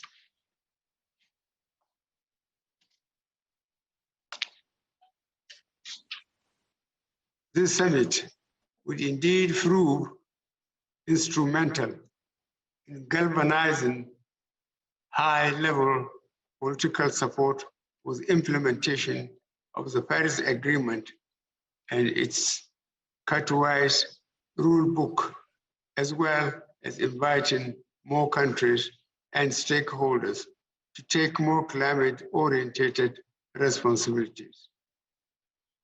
As one of the most vulnerable nations, Nigeria is undertaking major environmentally sound and climate-friendly programs and treading the path of sustainability.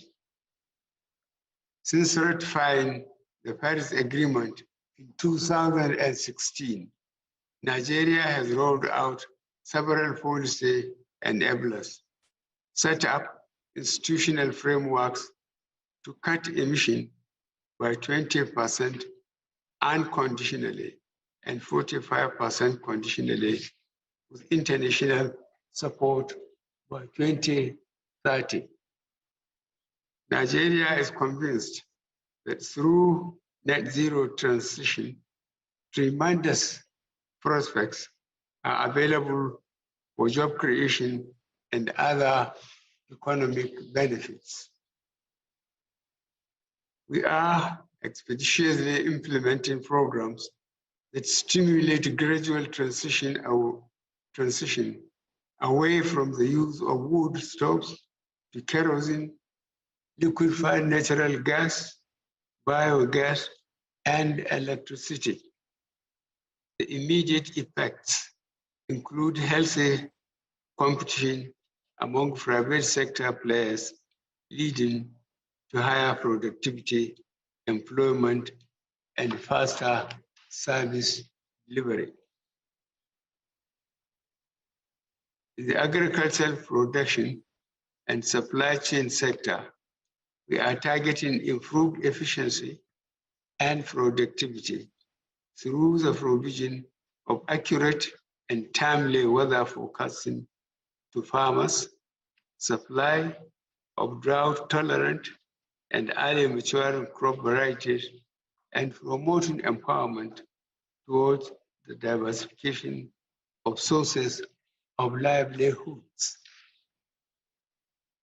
Beyond ending gas flaring by 2030, the oil and gas sector has undertaken steps for diversification, risk management systems, insurance, hedging, research and development, and energy crisis planning. The Nigerian government in 2017 launched the Green Bond Program as part of its commitment contained in the Paris Climate Agreement signed on September 21st, 2016. The overall outcome of the highlighted actions have translated into food supply sufficiency, improved nutrition, less hunger, increased employment, more jobs opportunities, better livelihoods, reduced poverty, decreased vulnerability to health challenges, and higher quality of life. Excellencies, Nigeria calls on countries to embrace circular economy and sustainable production and consumption models in order to expedite attainment of the long-term goals of Paris Agreement.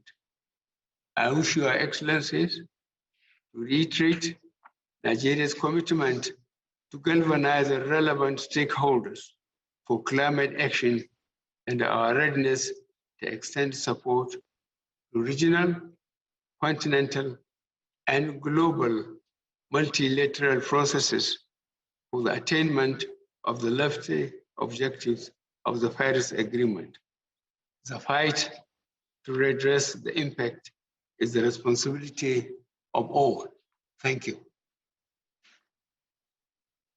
Thank you, Mr. President, for highlighting the incorporation of green jobs into the recovery from the health and economic crisis in Nigeria.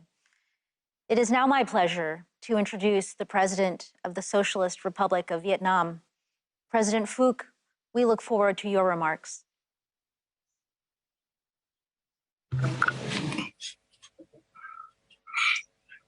The Honorable Joe Biden, President of the United States of America, Excellencies, Presidents, Prime Ministers, ladies and gentlemen, I thank President Biden for inviting me and other leaders to this very important summit. I command the United States return to the Paris Agreement. I believe that the renewed leadership and strong commitment that President Biden espoused during the opening session, combined with our shared efforts, will lead us on the path towards achieving the goals of Paris Agreement. Mr. President, ladies and gentlemen, climate change is undoubtedly a major existential crisis for many countries and to our planet. In Vietnam last year alone, extreme weather has taken hundreds of lives and reversed decades of progress in poverty reduction. The Mekong Delta, our rice bowl, and the home to more than 20 million Vietnamese, is suffering immensely from rising sea level, especially towards the end of this century. Mr. President, ladies and gentlemen, transitioning to a green net zero emission economy is an inevitable trend and imperative to limiting global warming to 1.5 degrees Celsius.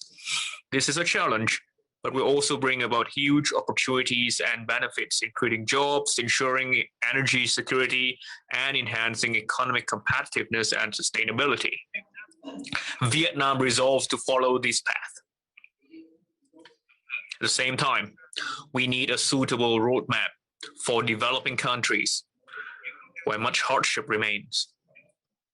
Accordingly, I wish to highlight the following points. First, transition must be just and inclusive. It must ensure equal access to opportunity, benefits, place the people at the center, and leave no one behind. It must especially be supported by the people, businesses, and scientist communities. Second, developed countries must continue to take the lead in emission reduction commitment while giving greater concrete support to developing countries, including Vietnam, in financing, in new technology development, in high quality and efficient infrastructure, and in job creation. We welcome and hope to receive the assistance from the U.S. International Climate Finance Plan and other international financial arrangements, including from international companies and corporations. Third, the pursuit of climate goals should be compatible with each country's conditions, including the need to alter their lifestyles, their modes of production, and their work. This endeavor must be integrated into national development strategies and plans. Each country must itself make efforts and make good use of international aid and resources. There need to be national mechanisms for oversight and evaluation of implementation to improve the ability to recover. Vietnam is a developing country. Our industrialization has only truly begun 3 decades ago, yet we make every effort to contribute to the global action. Vietnam has been quick to submit its NDCs to the United Nations and mainstream them into our domestic law for earnest enforcement. By 2030, we pledge to reduce emission by 9% with our domestic resources, or 27% if provided international support, bilaterally and multilaterally. We will greatly reduce coal-based power generation and increase the share of renewables in the total primary energy supply to 20% by 2030 and 30% by 2045. We will reduce greenhouse emission intensity per GDP by nearly 15% and methane emission from agricultural production by 10%. Earlier this month, Vietnam launched a program to plant 1 billion trees by 2025. This project alone is expected to absorb 2 to 3% of Vietnam's total emission by 2030. Mr. President, ladies and gentlemen, I'm confident that the challenges of climate change shall be drivers for solidarity and positive change as we move towards COP26 in the UK and contribute to a more sustainable future for generations to come. Thank you very much. Thank you, Mr. President, for sharing your thoughts on the intersection of renewable investments and job creation. It is now my pleasure to introduce the President of the Republic of Poland. President Duda, the floor is yours.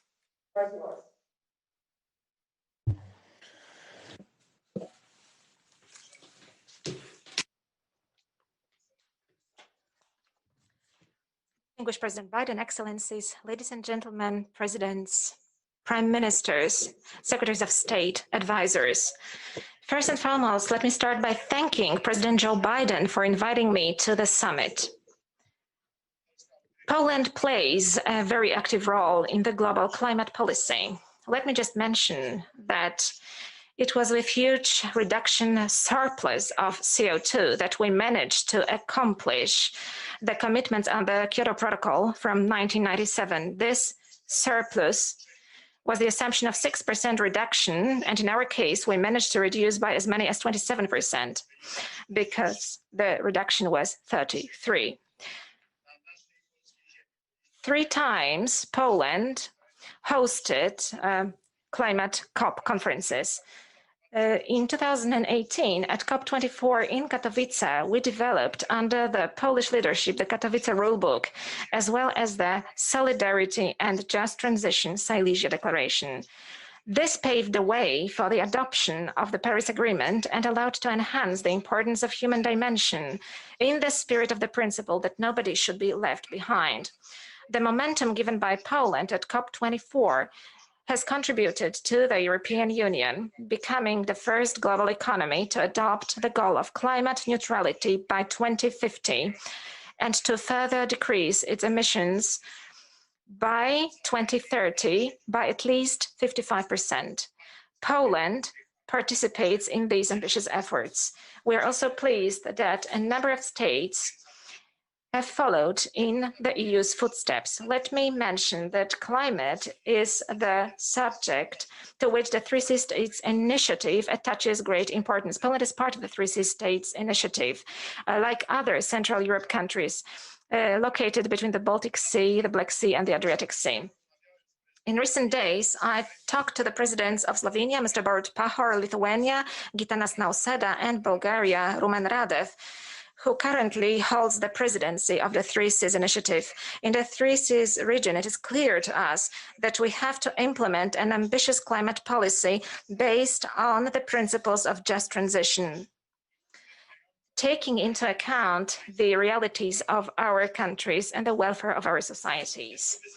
This is a challenge, especially there where there is a need to conduct deep economic changes, including the possible closing down of certain industrial sectors, such as coal sector. These are very serious challenges for states such as Poland or Bulgaria. The climate policy is going to be the subject of our discussions during our meeting in July this year, during the summit of 3Cs in Sofia, the capital city of Bulgaria. Let me stress, however, that all of us acknowledge climate goals set by the European Union, and all of us have ambitions to implement them. Ladies and gentlemen, by pure political declarations, we're not going to change the reality. That is why Poland plans to build a new zero-emission energy system over the next 2 decades, thanks to which the share of coal is going to drop from the current 70% to as little as 11% in 2040.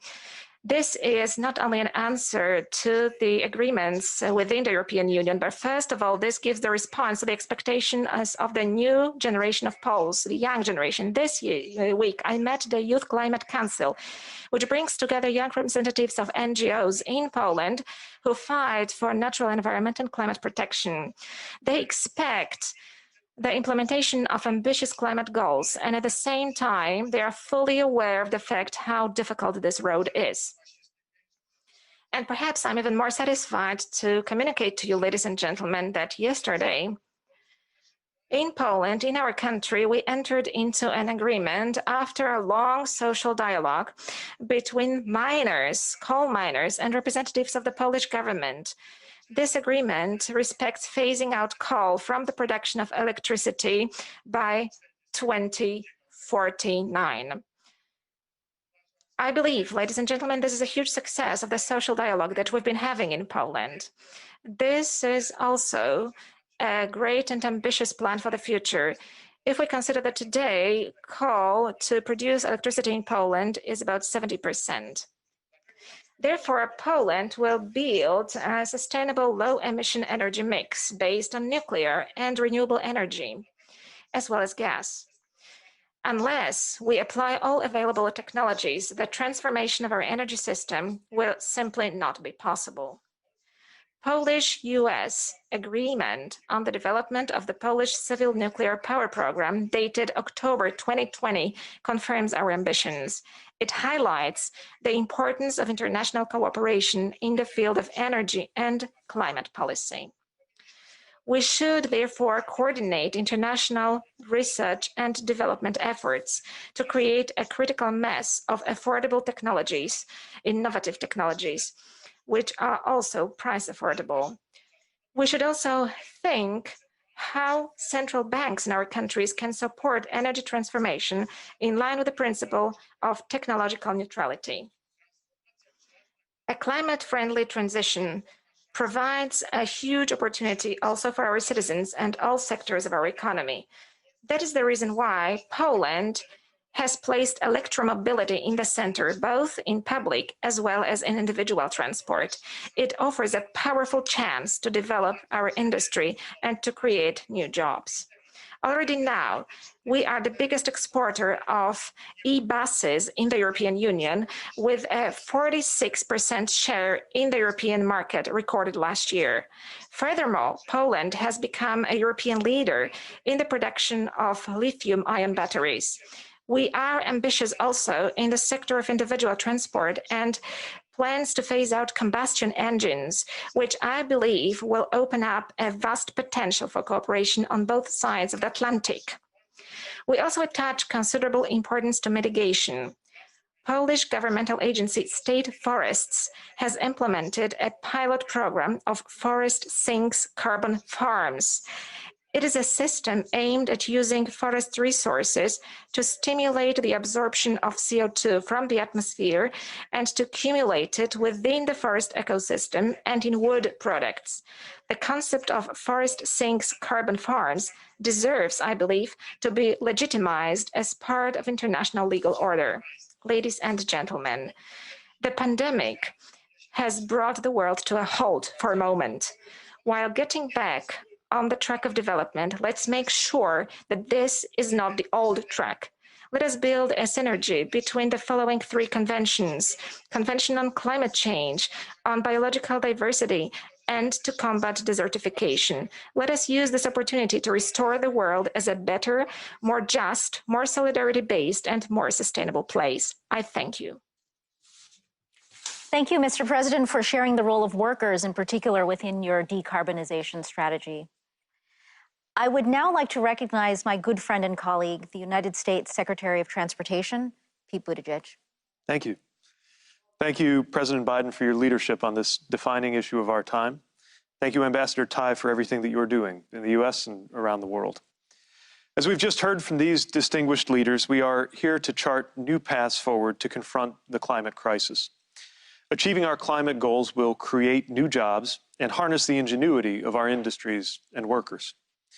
In the U.S., the transportation sector is the biggest contributor to greenhouse gases, which means that this sector has the opportunity to be among the biggest parts of the solution to climate change. The race against climate change is not just a question of what will be lost if we fail. It is about what can be gained if we succeed.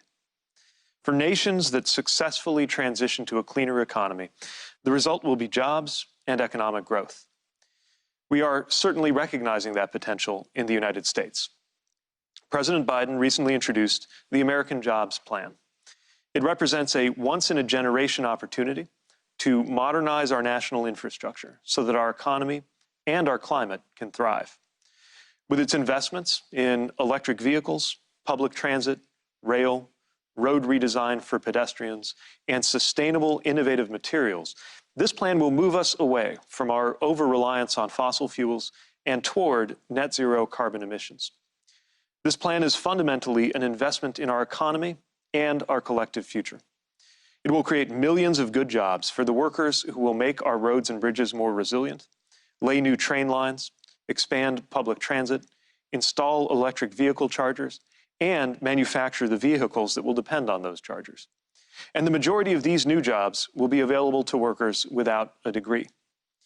At least 40% of the benefits of the plan's climate investments will flow to underserved communities, which often bear the burden of transportation pollution and are at high risk of climate disruption. If our planetary warming exceeds 1.5 degrees Celsius, the impacts will be catastrophic for all of us.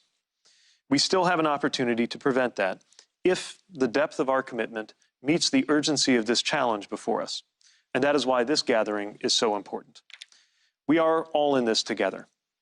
Pursuing a net zero goal is not a zero-sum game. We all benefit if we succeed. If this pandemic has taught us anything, it's how interconnected we are and how capable we are of change. Successfully combating climate change and reaping the full economic benefits will depend not only on transportation, but on all sectors. Not only on creative ideas, but on workers literally building the future.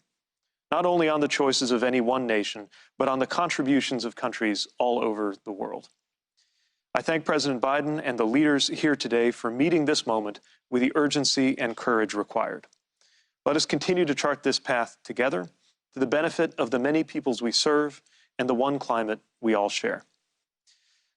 I'm now pleased to introduce National Climate Advisor Gina McCarthy, who is helping to coordinate the all-of-society approach that you will hear about in this roundtable.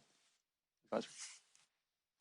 Thank you for the introduction, Secretary Buttigieg, and for all of the work that you're doing. And I'm excited to have a chance to help moderate an outstanding panel of entrepreneurs and business people. So I'll keep my remarks short so we can dive right in.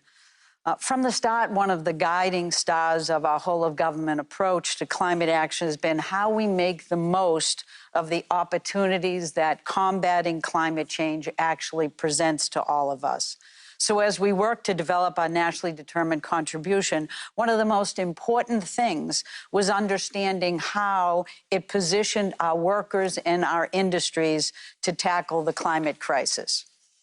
President Biden has always believed that tackling the climate crisis presents an incredible economic opportunity. And the fact is that creating jobs and tackling climate change actually can go hand in hand, and it must.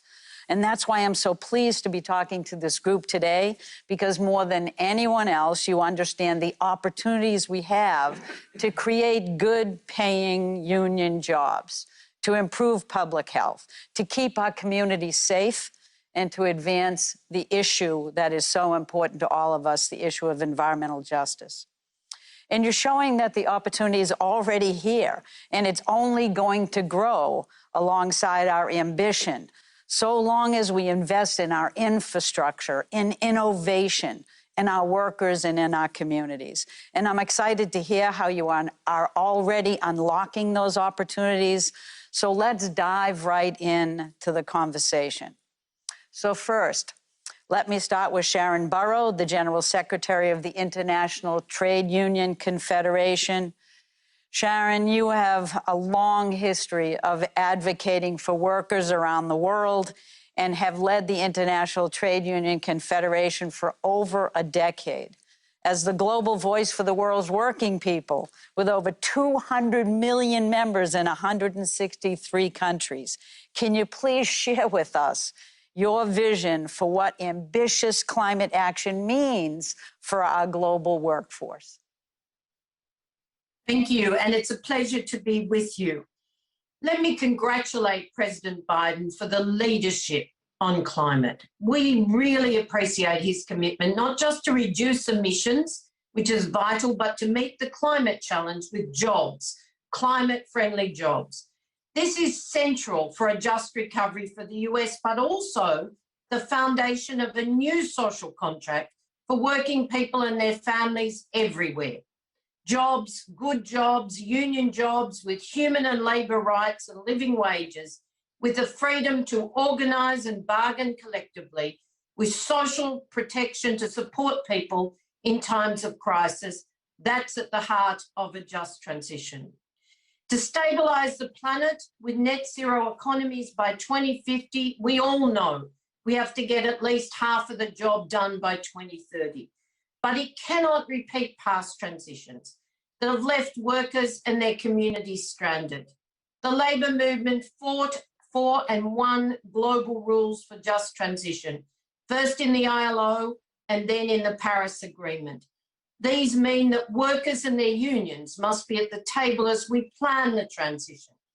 And we know this means for every sector. The foundation is clean energy, but all technologies must be deployed in manufacturing, transport, agriculture, construction, services, and of course their supply chains. We know our cities are a vital part of the equation, and you have so many great mayors because they accept responsibility for 40% of emissions, and that the demand and supply relationships from those cities can generate sustainable production and services to fuel community renewal with decent work in rural communities in our own countries. And if global trade is reformed to meet the same sustainability standards with human and labour rights and compliance respected, indeed, around the world. As the Danish Prime Minister said, a good example of that right there in the US is the framework agreement between NABTU and Ørsted, a Danish wind company. It will secure good paying jobs and training for hundreds of thousands of US workers. It's a great example of just transition in action. Europe, led by agreements with employers and unions in Germany, Spain, and other nations, are committed to a Green Deal with just transition, underpinned by a social pillar of rights. Canada, Scotland, New Zealand, South Africa, Kenya, Senegal, Ghana, and many others are amongst those with examples of agreements or social dialogue towards a just transition that will actually get the job done. This must be the case everywhere if we're to leave no one behind. But the good news is that for every dollar or euro or unit of currency invested in climate transition, there are jobs. 10 jobs in renewable energy generates 5 to 10 jobs in the supply chains, and up to 3 times that in economies where good wages are spent by those workers and their families. And if the pandemic has taught us anything, it's that we also need resilience, and care is vital to that. Healthcare, aged care, childcare, and education. There are even more jobs here as we build livable, caring communities. We have the technology. We have the finance to get the job done. And if we share it with developing countries on top of vital debt relief, if every dollar of investment has an ESG lens, we will win the race for a just recovery and a sustainable future. But we need both ambition and the commitment on display here to a just transition with social dialogue in all those NDCs as we head towards the COP in Glasgow this year. I leave you with this commitment from the union movement. There are no jobs on a dead planet. We will work with everybody to build good jobs on a living planet. Sharon, that was incredible. Your passion is infectious. So next, let me go to Brett Isaac, the CEO and co-founder of Navajo Power. Brett, Navajo Natural Resources have powered and will continue to power the growth of the American West. This administration is committed to empowering tribal leaders in our collective efforts to tackle the climate crisis. So how has Navajo Power envisioned tribal community-powered climate solutions?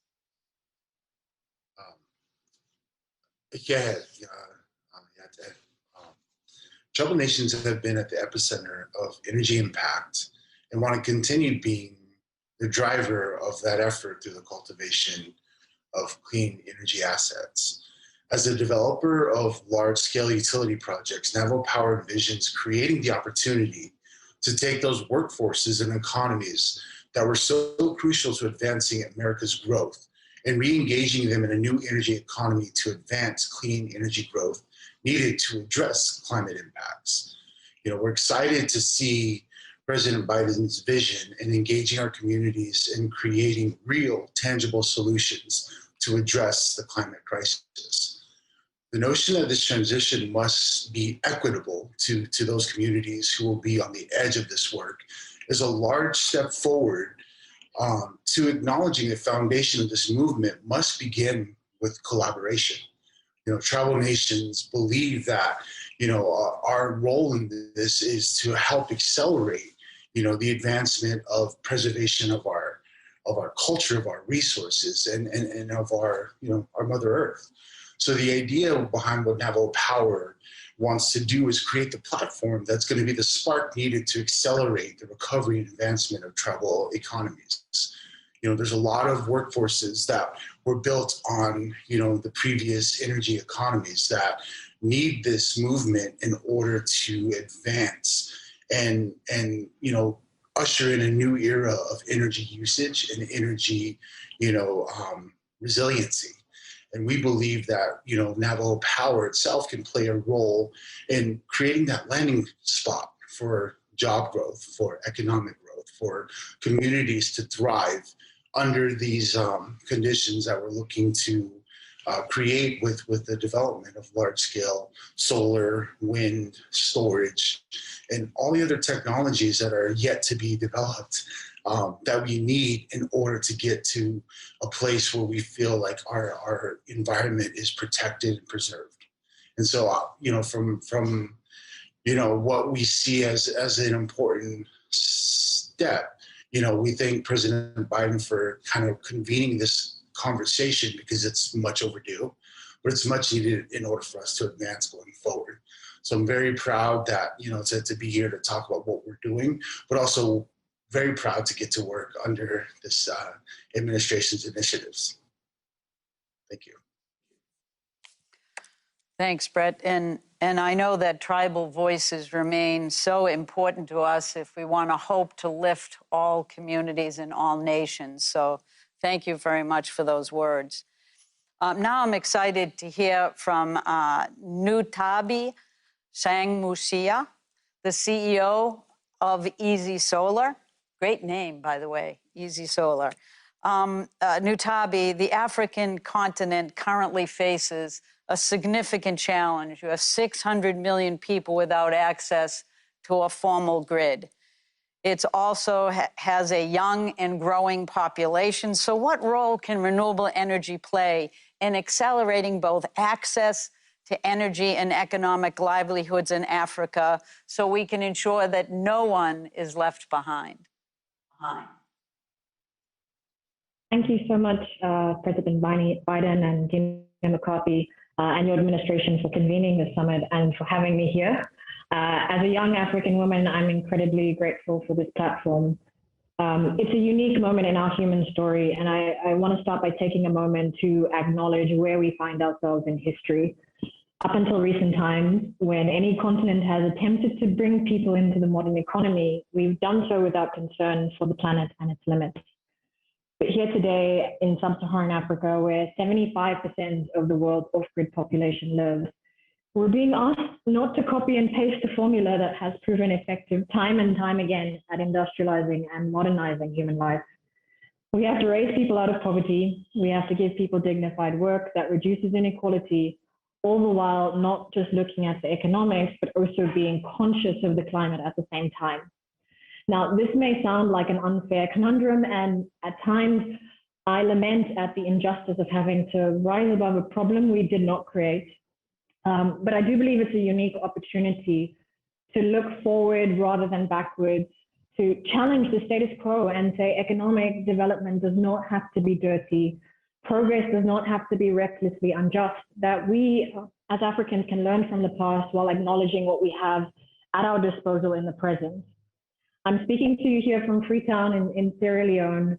My company, Easy Solar, operates in West Africa. Our focus countries have some of the lowest rates of electrification in the world.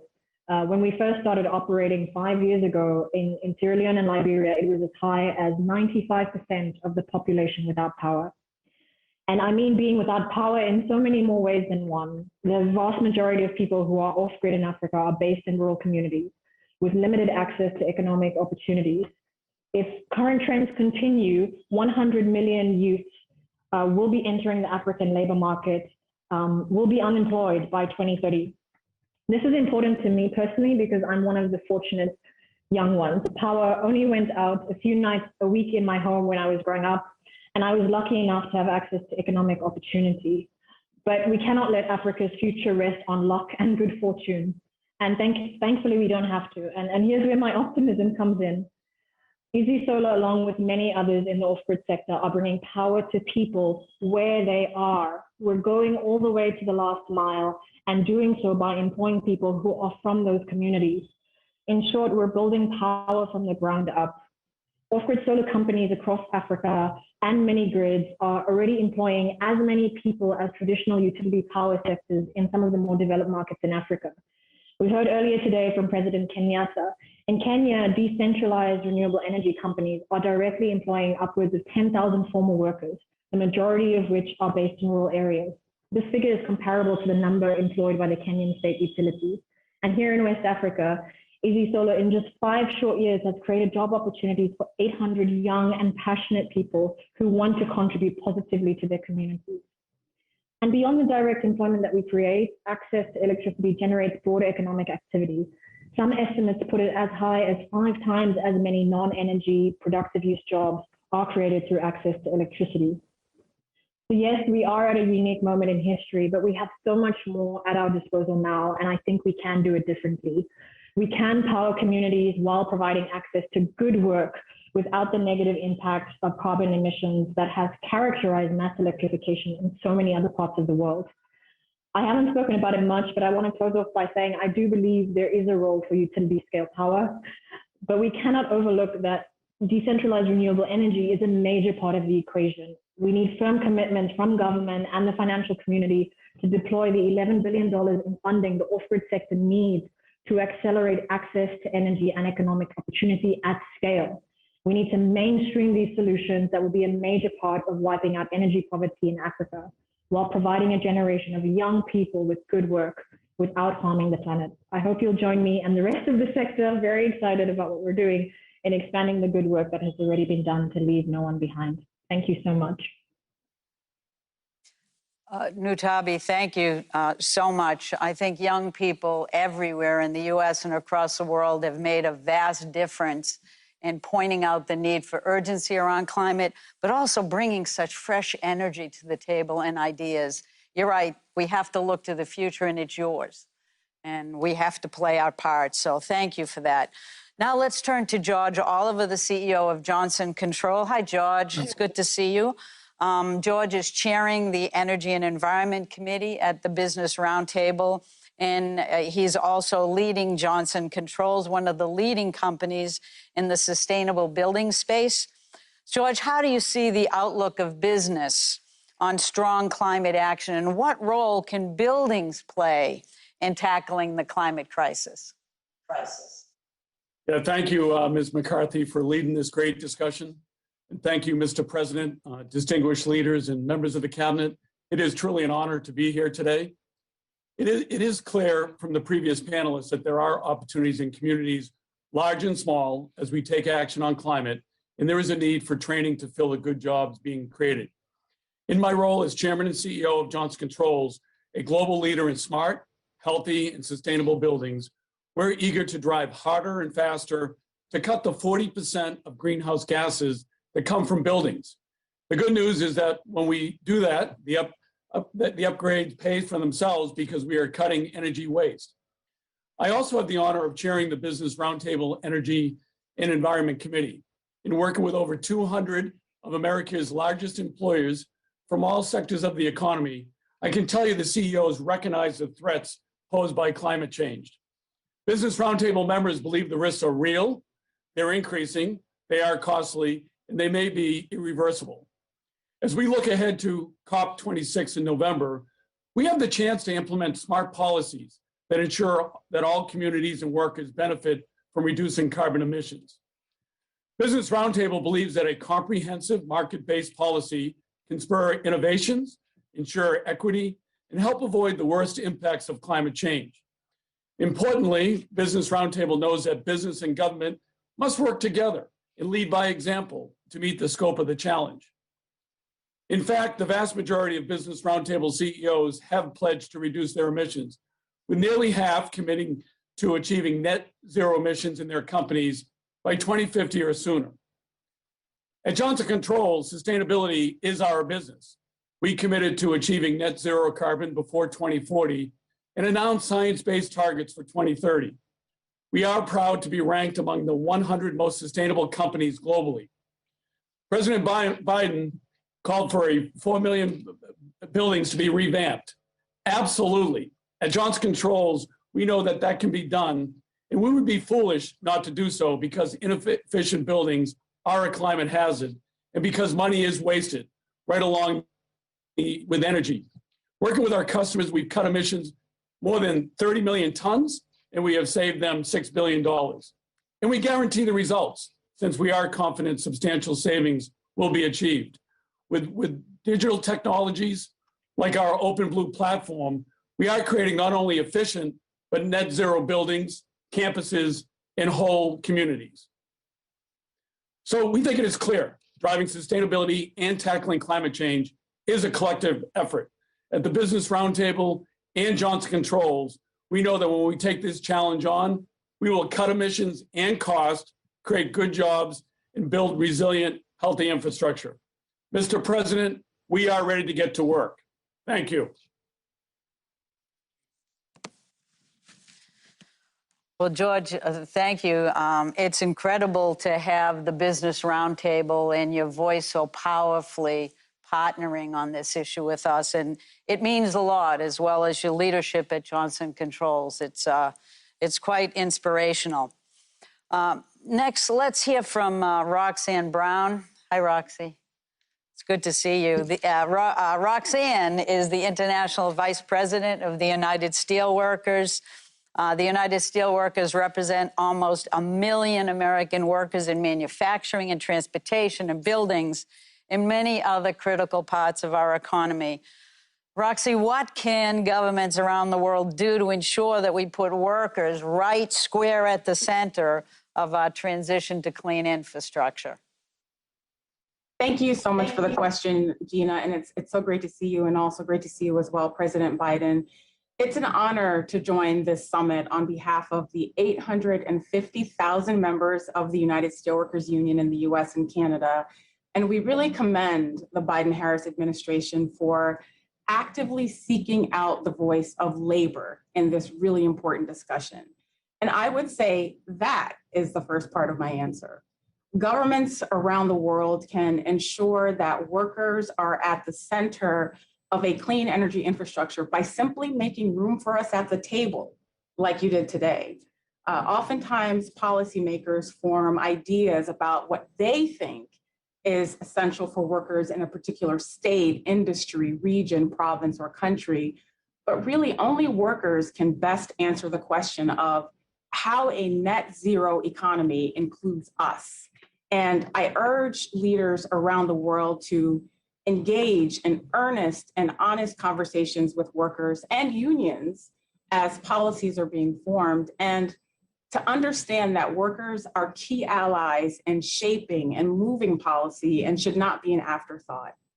In your question, Gina, you mentioned the various sectors USW members are employed in, from the steel plate our members at Cleveland Cliffs in Gary, Indiana make, to the fiber optic cables our members at Corning in Wilmington, North Carolina make, to the Proterra electric buses our members in Los Angeles, California make, to the water system distribution services our members at American Water and Kokomo, Indiana provide, to the copper our members at Rio Tinto and Magna, Utah mine. USW members literally supply America every day with the components, energy, critical materials, and services for our nation's physical and social infrastructure. And we recently kicked off a campaign called We Supply America to highlight the important role our members play. They're proud to do this work. Their families depend on the good, family-sustaining union wages and benefits attached to these jobs. And communities all across this country depend on the tax base those jobs provide to help fund our schools and libraries. We must strengthen our domestic manufacturing base and support its critical workforce here at home to manufacture the next generation of these technologies. In addition to expanding and sourcing from the domestic supply chain right here, with the right policies, we can incentivize industry to decarbonize and maximize energy efficiency by investing in technologies like carbon capture, direct air capture, renewable biomass, and combined heat and power. These are all ways to ensure that workers will be at the center of US clean energy infrastructure. And I have to say, we strongly agree, President Biden, that the American Jobs Plan is a once in a generation transformational type of investment. We are ready to help pass policies like the Protecting the Right to Organize Act that will help make the new jobs of the clean energy economy family and community sustaining union jobs. We are ready to support you in helping advance and revitalize existing industries, putting workers at the center of those solutions, and build an even stronger manufacturing and energy base for generations to come. Our sleeves are rolled up, mine are, you just can't see them. Our boots are on the ground, and we are ready to go. Thank you so much. Thank you. Sister Roxy never fails to supply the right words at the right time. And thank you so much. Union, not labor, union. Union, there you go. I want to just say that these unions have not just a place at the table, but we're listening. And President Biden is making sure of that. So thank you so much, Roxy. Let's turn now to Erica Mackey, the CEO of Grid Alternatives. Erica, I had the privilege of attending 2 Grid Alternative solar installations. In fact, you had me on the roof on both of those occasions. And I talked to the job trainees learning solar skills while they were installing solar in low-income communities and communities of color in Los Angeles and Washington, D.C. So how does Grid Alternatives work illustrate how clean energy can be beneficial to all individuals and families in every community? Thank you, National Climate Advisor McCarthy. You were awesome on a rooftop. President Biden, Secretary Kerry, dignitaries, thank you for having me. Grid Alternatives' mission is to build community-powered solutions to advance economic and environmental justice through renewable energy. For the past 20 years, Grid Alternatives, the nation's largest nonprofit solar installer, has been working with communities most impacted by economic and climate injustices to bring the benefits of clean energy and jobs to all families and individuals. We will not achieve a renewable energy future without addressing the systemic injustices that have disproportionately impacted people of color. The benefits of renewable energy, clean air, long-lasting careers, lower energy bills must not be limited to the privileged. Yet, low-income communities and communities of color are usually left out of the conversations about our clean energy future, and I applaud the administration for the Environmental Justice Council. Grid Alternatives works coast to coast to push for policies that make solar energy and cutting-edge clean technologies available to everyone. By creating strong policy solutions that center the leadership of economic and environmental justice communities, we can ensure everyone benefits now and for generations to come. Clean energy can be transformative for the people, the planet, and the economy. A growing solar energy industry needs skilled workers at all levels. Solar jobs are meaningful and pay well. With Grid Alternatives hands-on training, individuals learn solar skills while participating in real-world solar installations. We make training opportunities accessible to groups that are traditionally underrepresented in solar, including women, people of color, those impacted by the criminal justice system. Our graduates jumpstart lifelong careers, connecting with employers or starting their own successful business ventures. Clean energy, together with energy storage, electrification, and other technologies, is necessary for both climate mitigation and climate adaptation. While replacing polluting energy sources, clean energy investments also benefit health. Clean energy makes us more resilient to the increasingly common disasters brought on by the climate crisis. Families depend on electricity for medical equipment and food. When the power goes out, local solar and storage can save lives. Families harmed most by fossil fuel pollution and climate destruction also pay more of their incomes for the very energy systems causing those harms, another source of economic instability. Those most impacted by fossil fuel pollution, climate-induced disasters, and burdensome energy costs must be first from climate solutions. They must benefit first, not as an afterthought. Energy agency and ownership must and can be put in the hands of communities through clean energy transition. We need to include everyone in climate solutions. We need climate justice.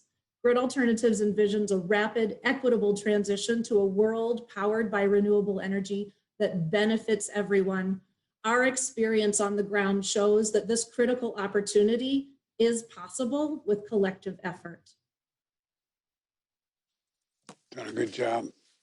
Erica, thank you very much. I know Grid Alternatives always reminds us that clean energy is not a luxury for a few, it's a necessity for all of us, and thank you for advancing that. Now let's hear from Jack Allen, the CEO of Proterra, who I'm sure the president remembers was gracious enough to virtually host him just a few days ago. Jack, Proterra manufactures half of the U.S. electric bus market, which is pretty amazing. And as you know, funding for electric school buses is a priority in the American Jobs Plan. You know, electrifying our bus fleet is good for the planet, good for community health, and good for jobs. So what role do you see the federal government playing in spurring the demand for zero-emission electric vehicles, including school buses? Before you talk, Jack, I want to thank you for spending some time with me. And I told you I used to drive a school bus. So I want to drive one of your electric school buses, okay? I got a license. I used to have my, anyway, okay? That would be just great, Mr. President.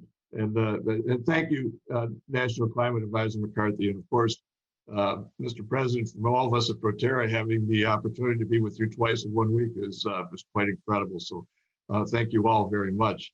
You know, Proterra is grateful for the government's longstanding support of electric transit buses and zero-emission transportation. We delivered our first electric transit bus over a decade ago to Foothill Transit with the support of funding from the 2009 Recovery Act. So building on these early deployments, the federal government increased support for zero-emission electric transportation through programs like the Federal Transit Administration's Low and No Emission Vehicle Program. The LONO provides funding to state and local governments to acquire zero-emission transit buses, and has been responsible for funding hundreds of electric transit buses across the nation, from Juneau, Alaska to Miami, Florida. You know, it really wasn't that long ago that the questions many were asking was whether the transit market would even move towards electrification. Well, that question's been answered. Thanks to the help of the federal government, this transition is well underway. Since Proterra's initial development over a decade ago, we've sold more than 1,000 electric transit buses. So where do we go now? Well, there's an opportunity for the federal government to go even further by spurring increased demand for commercial electric vehicles, for infrastructure, and to deepen the supply base in the United States. School buses, as you mentioned, you know, they're a great example and one of the most exciting applications for electric vehicle technology. Switching to electric school buses means cleaner air for our children and our grandchildren to breathe, and a healthier planet for them to enjoy. Yet today, unlike transit buses, school buses do not receive the same level of federal funding for electrification. So federal programs like LONO can help serve as a roadmap to accelerate the electrification of other commercial vehicles, such as electric school buses and delivery vehicles. One of the lessons that we've learned over a decade of delivering electric buses is the critical role that charging and infrastructure plays in electrification. Our customers have told us they would like to go faster towards electrification, but charging remains a barrier to EV adoption. Now, private enterprises had to solve this challenge, and we will, but it is well worthy of strong support from the federal government to prepare the nation for our clean transportation future. This includes convening public-private partnerships on charging infrastructure between the government, companies like Proterra, the fine union organizations that are represented at this summit, and electric utilities nationwide. Collectively, we can do this. Electric vehicle technology is an opportunity for the United States to be at the leading edge of the innovations that will create good American jobs, will modernize our nation's infrastructure, and help to build a more just and resilient economy. With over 600 employees nationwide, including, as Roxanne said, many represented by the United Steelworkers, we've experienced firsthand at Proterra. We believe the technologies that we need to meet global demand for zero-emission transportation can and must be built right here in the United States, including cell manufacturing. Well, thank you for the opportunity to be with you today. Well, what a wonderful thrill for all of us at Proterra. Thank you. Thank you. George, thank you. Thank you for all of your commitment to our kids and to our cities and making the air cleaner. As a grandmother of 3 young kids, I very much appreciate it. So thank you for that. And I think, Mr. President, as you know, your American Jobs Plan is going to go all in on building the charging infrastructure that we need. That's going to allow George to expand his business and all of us to. The guy's going to build it we're about to hear from. All right, let's move on because I'll tell you that we want to talk to Lonnie Stevenson right now. Lonnie is the president of the International Brotherhood of Electric Workers, and he is last but certainly not least because he's a major player in looking at how we can actually build his union. With almost 800,000 skilled members across the wide variety of fields. They will build our country moving forward as well. Lonnie, what do energy workers need to see in order to feel really confident that they will not be left behind in a transition to cleaner power generation? Well, thank you, Advisor McCarthy, and thank you, Mr. President. And thank you for your invitation, and thank you for hosting this event today. This is such a critical question. As you've made clear again and again, fighting climate change isn't just about cutting carbon emissions, but creating good jobs. And creating good jobs means, above all, creating union jobs.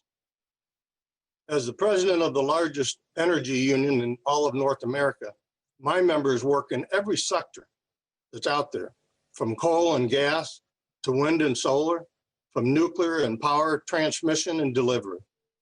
These are good union jobs, jobs that are the foundation of a strong middle class and healthy communities. It's folks like my members that are leading the clean power revolution. Keeping them at the center of the clean energy industry requires lawmakers and regulators to take some key steps. First, we must tie all federal clean energy investments, from direct infrastructure spending to tax credits, to strong labor protections. Protections like prevailing wage laws, which promote higher incomes, safer work sites, and increased productivity. Protections like Buy American provisions that make sure the push for zero carbon energy results in more domestic and manufacturing jobs, such as those that would be created by the production of HALEU fuels that are needed for the next generation of nuclear reactors. Mr. President, I know that you've laid out an ambiguous plan to build a massive network of electric vehicle charging stations with journey-level electricians who are certified by the Electric Vehicle Infrastructure Training Program. That means hundreds of thousands of good new union construction and manufacturing jobs. And protections like stronger collective bargaining rights that give all energy workers the right to freely join a union. Many existing energy jobs are good jobs for one reason, and that's because they are union jobs. But the truth is, not enough solar, wind, and other renewable power are union jobs. That's why passing the PRO Act is so important. This legislation would make it easier for workers to exercise their right to join a union of their choice, and harder for the employers to interfere with that right. I know that you support that, Mr. President, and I hope the U.S. Senate will move on it soon. We also need local hire requirements that's tied to all projects that receive federal investment. These provisions increase racial and gender diversity in the energy and construction workforce. They open the doors to good-paying union careers and secure that jobs go to those who need them the most, bringing a measure of environmental justice to communities that have paid too high a price through pollution and discrimination and now suffer from years of disinvestment. Finally, as important as solar and wind are, we must invest in all forms of carbon-free energy technologies, such as carbon capture, hydrogen, and nuclear. This isn't just good for the environment, it's good for the economy and for jobs as well. For example, IBEW members operate or maintain over 90% of the US nuclear fleet, and nuclear power plant operators are among the highest hourly wages in the United States. That's the power of a union contract. We also need to support building out our modern grid. That means doubling the transmission capacity. That means smarter neighborhood distribution systems, all interconnected by 21st century network of fiber optics. And that can double as the country's consumer broadband network. That's not only the backbone of a clean economy, it's a surefire way to create more skilled union jobs. The current energy transition can be a win for the climate and a win for jobs, as long as lawmakers commit to implementing labor protections that ensure new energy jobs are good union jobs. This is a once-in-a-lifetime opportunity to build our economy back better. And the men and the women of the IBEW are ready to get working, that our nation, we can move into the clean energy future. Thank you again for the opportunity. Thank you, Lonnie. Thank you so much, Lonnie. And I know that between you and your 800,000 skilled members, we are going to make it in America. So I'm very excited. And Mr. President, I'm sure you'll agree this was an incredible panel. And I want to thank everybody for your passion, your inspiration, and your willingness to tell us that the future is ours if we want to grab it. And we are going to do just that. So let me turn it over now to Ambassador Tai. And again, thank you for everyone for your terrific words. Well, thank you so much. I would like to thank President Biden, Prime Minister Sanchez, President Buhari, President Fook, President Duda, my colleagues here, Secretary Buttigieg, Advisor McCarthy, and all of our panelists today for the thoughtful and inspiring program that we've just been a part of. This week's summit underscores the reality that our time to tackle the climate crisis is now. Today's speakers have shown that taking meaningful steps to combat climate change can be a powerful driver of economic opportunity, good-paying jobs, and positive global competition. As the United States Trade Representative, my work lies at the intersection of domestic and international economic policy. I know that care and maintenance of our planet's environmental conditions are critical to our economic viability and our potential for shared prosperity. As we say, necessity is the mother of invention. The need to act on climate requires significant change, and it is already sparking innovation and opportunity. we can build on these beginnings towards a future that is cleaner and brighter, with new market opportunities and high-paying, quality jobs. And we must do so in a way that advances equity for underserved and marginalized communities. As countries around the world determine their domestic measures for decarbonization, environmental conservation, and clean energy, trade policy can be a powerful tool to create the incentives for positive competition and a race to the top in realizing our collective prosperity. Historic approaches and new initiatives, like those discussed today, and the proposals included in the American Jobs Plan, the Empowering People Clean Energy Initiative, and plans for zero emissions transportation and transshipment, all of these clearly demonstrate that innovative and dynamic solutions are within our reach. Most importantly, today's discussion offers us hope, ideas, and an invitation to join forces to do our part, realize the goal of transitioning to net zero by 2050 in order to preserve and protect our planet and create economic opportunities for our children and their children. Now it is my pleasure to turn to Special Envoy Kerry for some final thoughts. Before you go, John, can I add one thing to this panel, if I may? You know, every once in a while, you are confronted as a government official, a business leader, a labor leader, with a real problem. And it doesn't take you long to figure out how to turn it into an opportunity.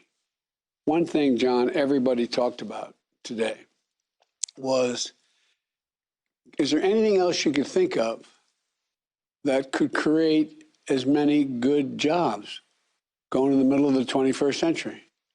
I mean, think about it. What else could there be that would have the opportunity to create so many jobs while doing so much good? Every single one of you, the business leaders, labor leaders, foreign leaders, foreign leaders, leaders of the other parts of the world, every one of you, you talked about this in terms of jobs. It's astounding.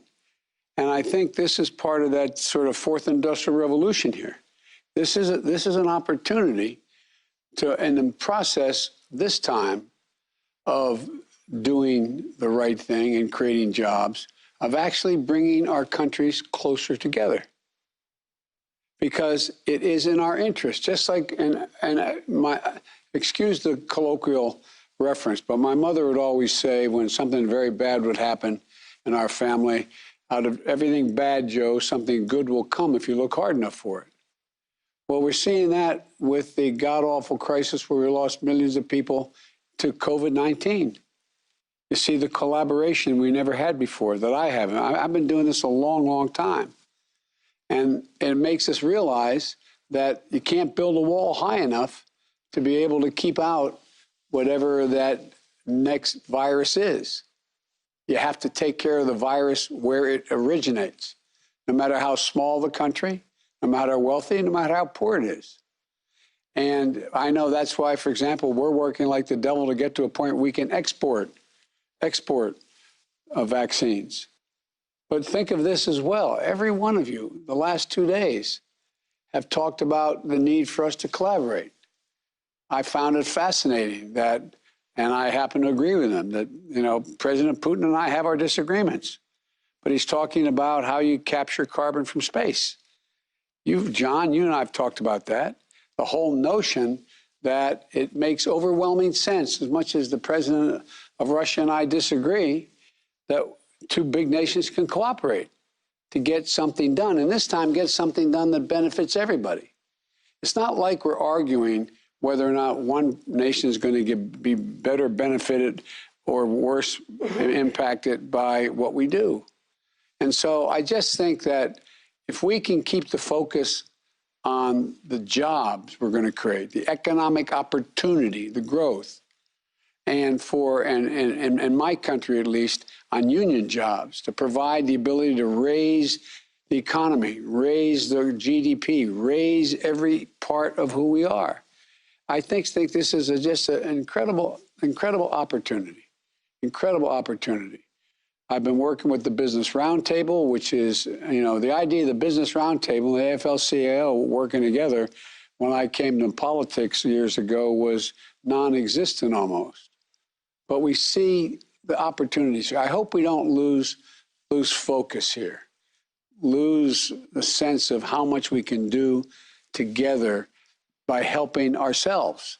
We're helping ourselves, we're helping others in this endeavor. It really is important. And I just want to say one thing to Bird of the Navajo Nation. Let my wife come home. She likes the Navajo Nation too much. She keeps being out there. She's been out there for 2 days. She was out there before. I don't know. You know what I mean? I called her. I said, where are you? She said, oh, I'm staying another day. So, let her come home, okay? I don't want her, that's too far for me to commute. I shouldn't be so. But anyway, look, this is about what we can do together. And I'd be remiss if I didn't say, I don't consider you're all giving me a lot of credit for convening this. I wouldn't have convened this had I not had the overwhelming help, support, and initiative from former Secretary Kerry, my good friend. He feels this in his bones. This is to him something that is consequential, and he knows a lot about it. So you're going to continue to see a lot of all of us here. But anyway, I just want to thank you, John, before this panel got shut out, because and by the way, first person I went, I got in trouble because was Biden really going to do something about the environment? First person I went to was to Lonnie Stevenson, IBW, because I'm so sick and tired of people talking about how we get this done and don't care about jobs. And it was Lonnie stepped up, and labor stepped up, and business is stepping up. So I want to thank you.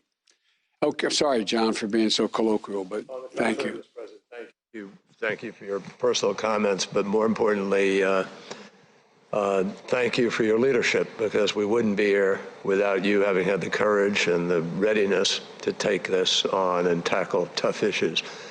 If I may, I just want to thank Ambassador Tai, and I want to thank Secretary Buttigieg and my cohort, my colleague from Massachusetts, Gina McCarthy. Mr. President, it is your vision that set out to convene this summit, not 100 days into your presidency. And I want to thank you for demonstrating your deep commitment to action, for bringing together so many essential voices that have been as articulate as any I've ever heard, all of whom want to do the same. And they all understand, as you have said, Mr. President, this decade, these next 10 years are the critical years. The scientists have told us unequivocally that we have about 10 years now to make the critical decisions and implement them that will avoid the worst consequences of the climate crisis. You said this, and that's why we're here. This has to be the decade of decision. This is the period of time. Why? Because only if we reduce sufficiently in this decade can we keep alive the vision of 1.5 degrees, and can we achieve 2050 net zero. So, Mr. President, as we approach the end of this summit, this Leaders Summit on Climate, let me again thank all of the leaders and participants who have joined us over the past few days, as well as those who are tuning in at home and all over the world. We're deeply appreciative. We're very, very grateful for your partnership, all of you, all of the countries represented here. We are going to continue these conversations over the course of the next months. We have 6 months plus to Glasgow. And as President Biden has said, and I can affirm again and again, and many of you have said to me, Glasgow is the last best hope we have to galvanize the world to move in this direction and get the job done.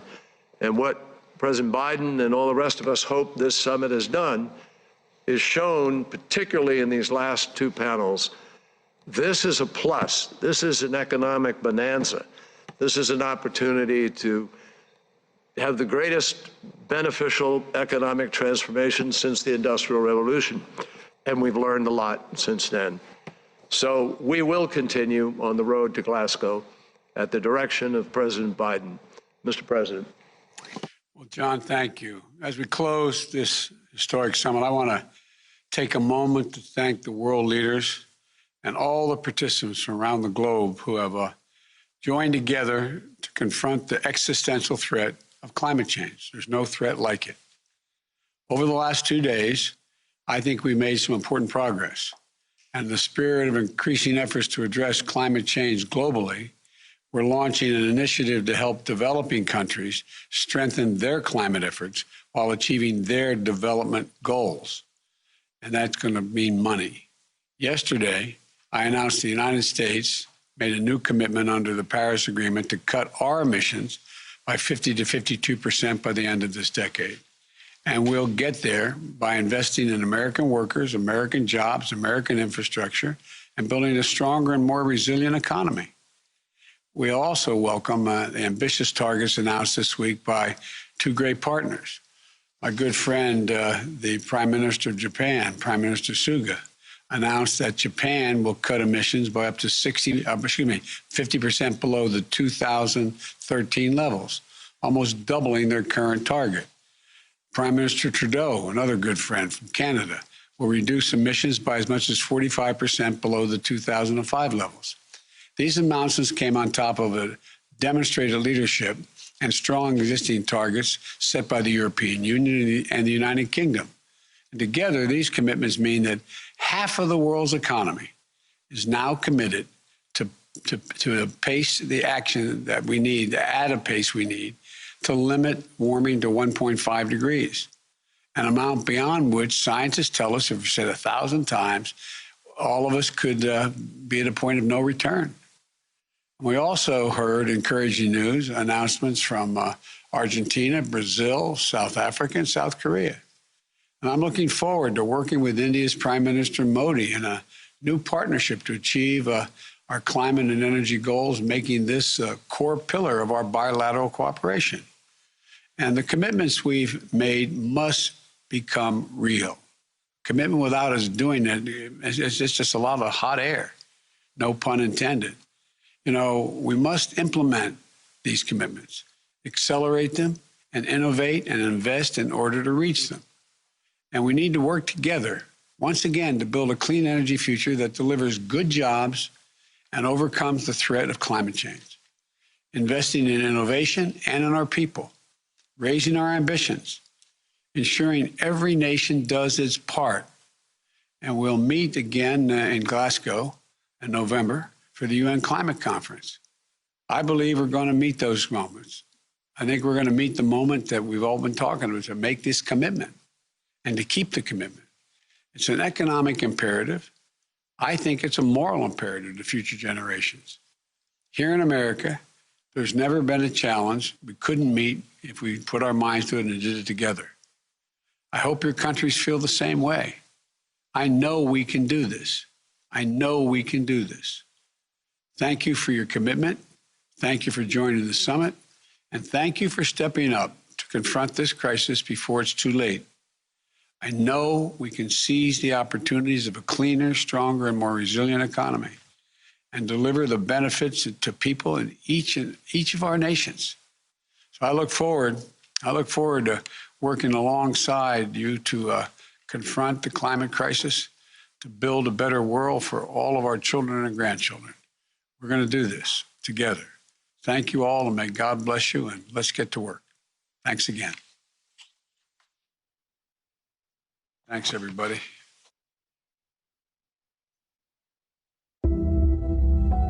We know the kind of world we want. Healthier, safer, more sustainable, equitable, where nature thrives, communities are healthy, and opportunities are plentiful. We know we can create this world. The challenge is profound, and we must move faster than ever before. But the world is ready for action. We can limit climate change with a singularity of purpose.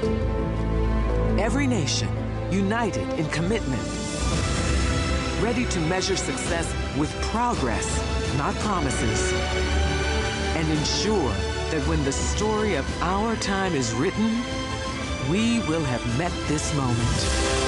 We can do this. We must do this, and we will do this. The time for action is now.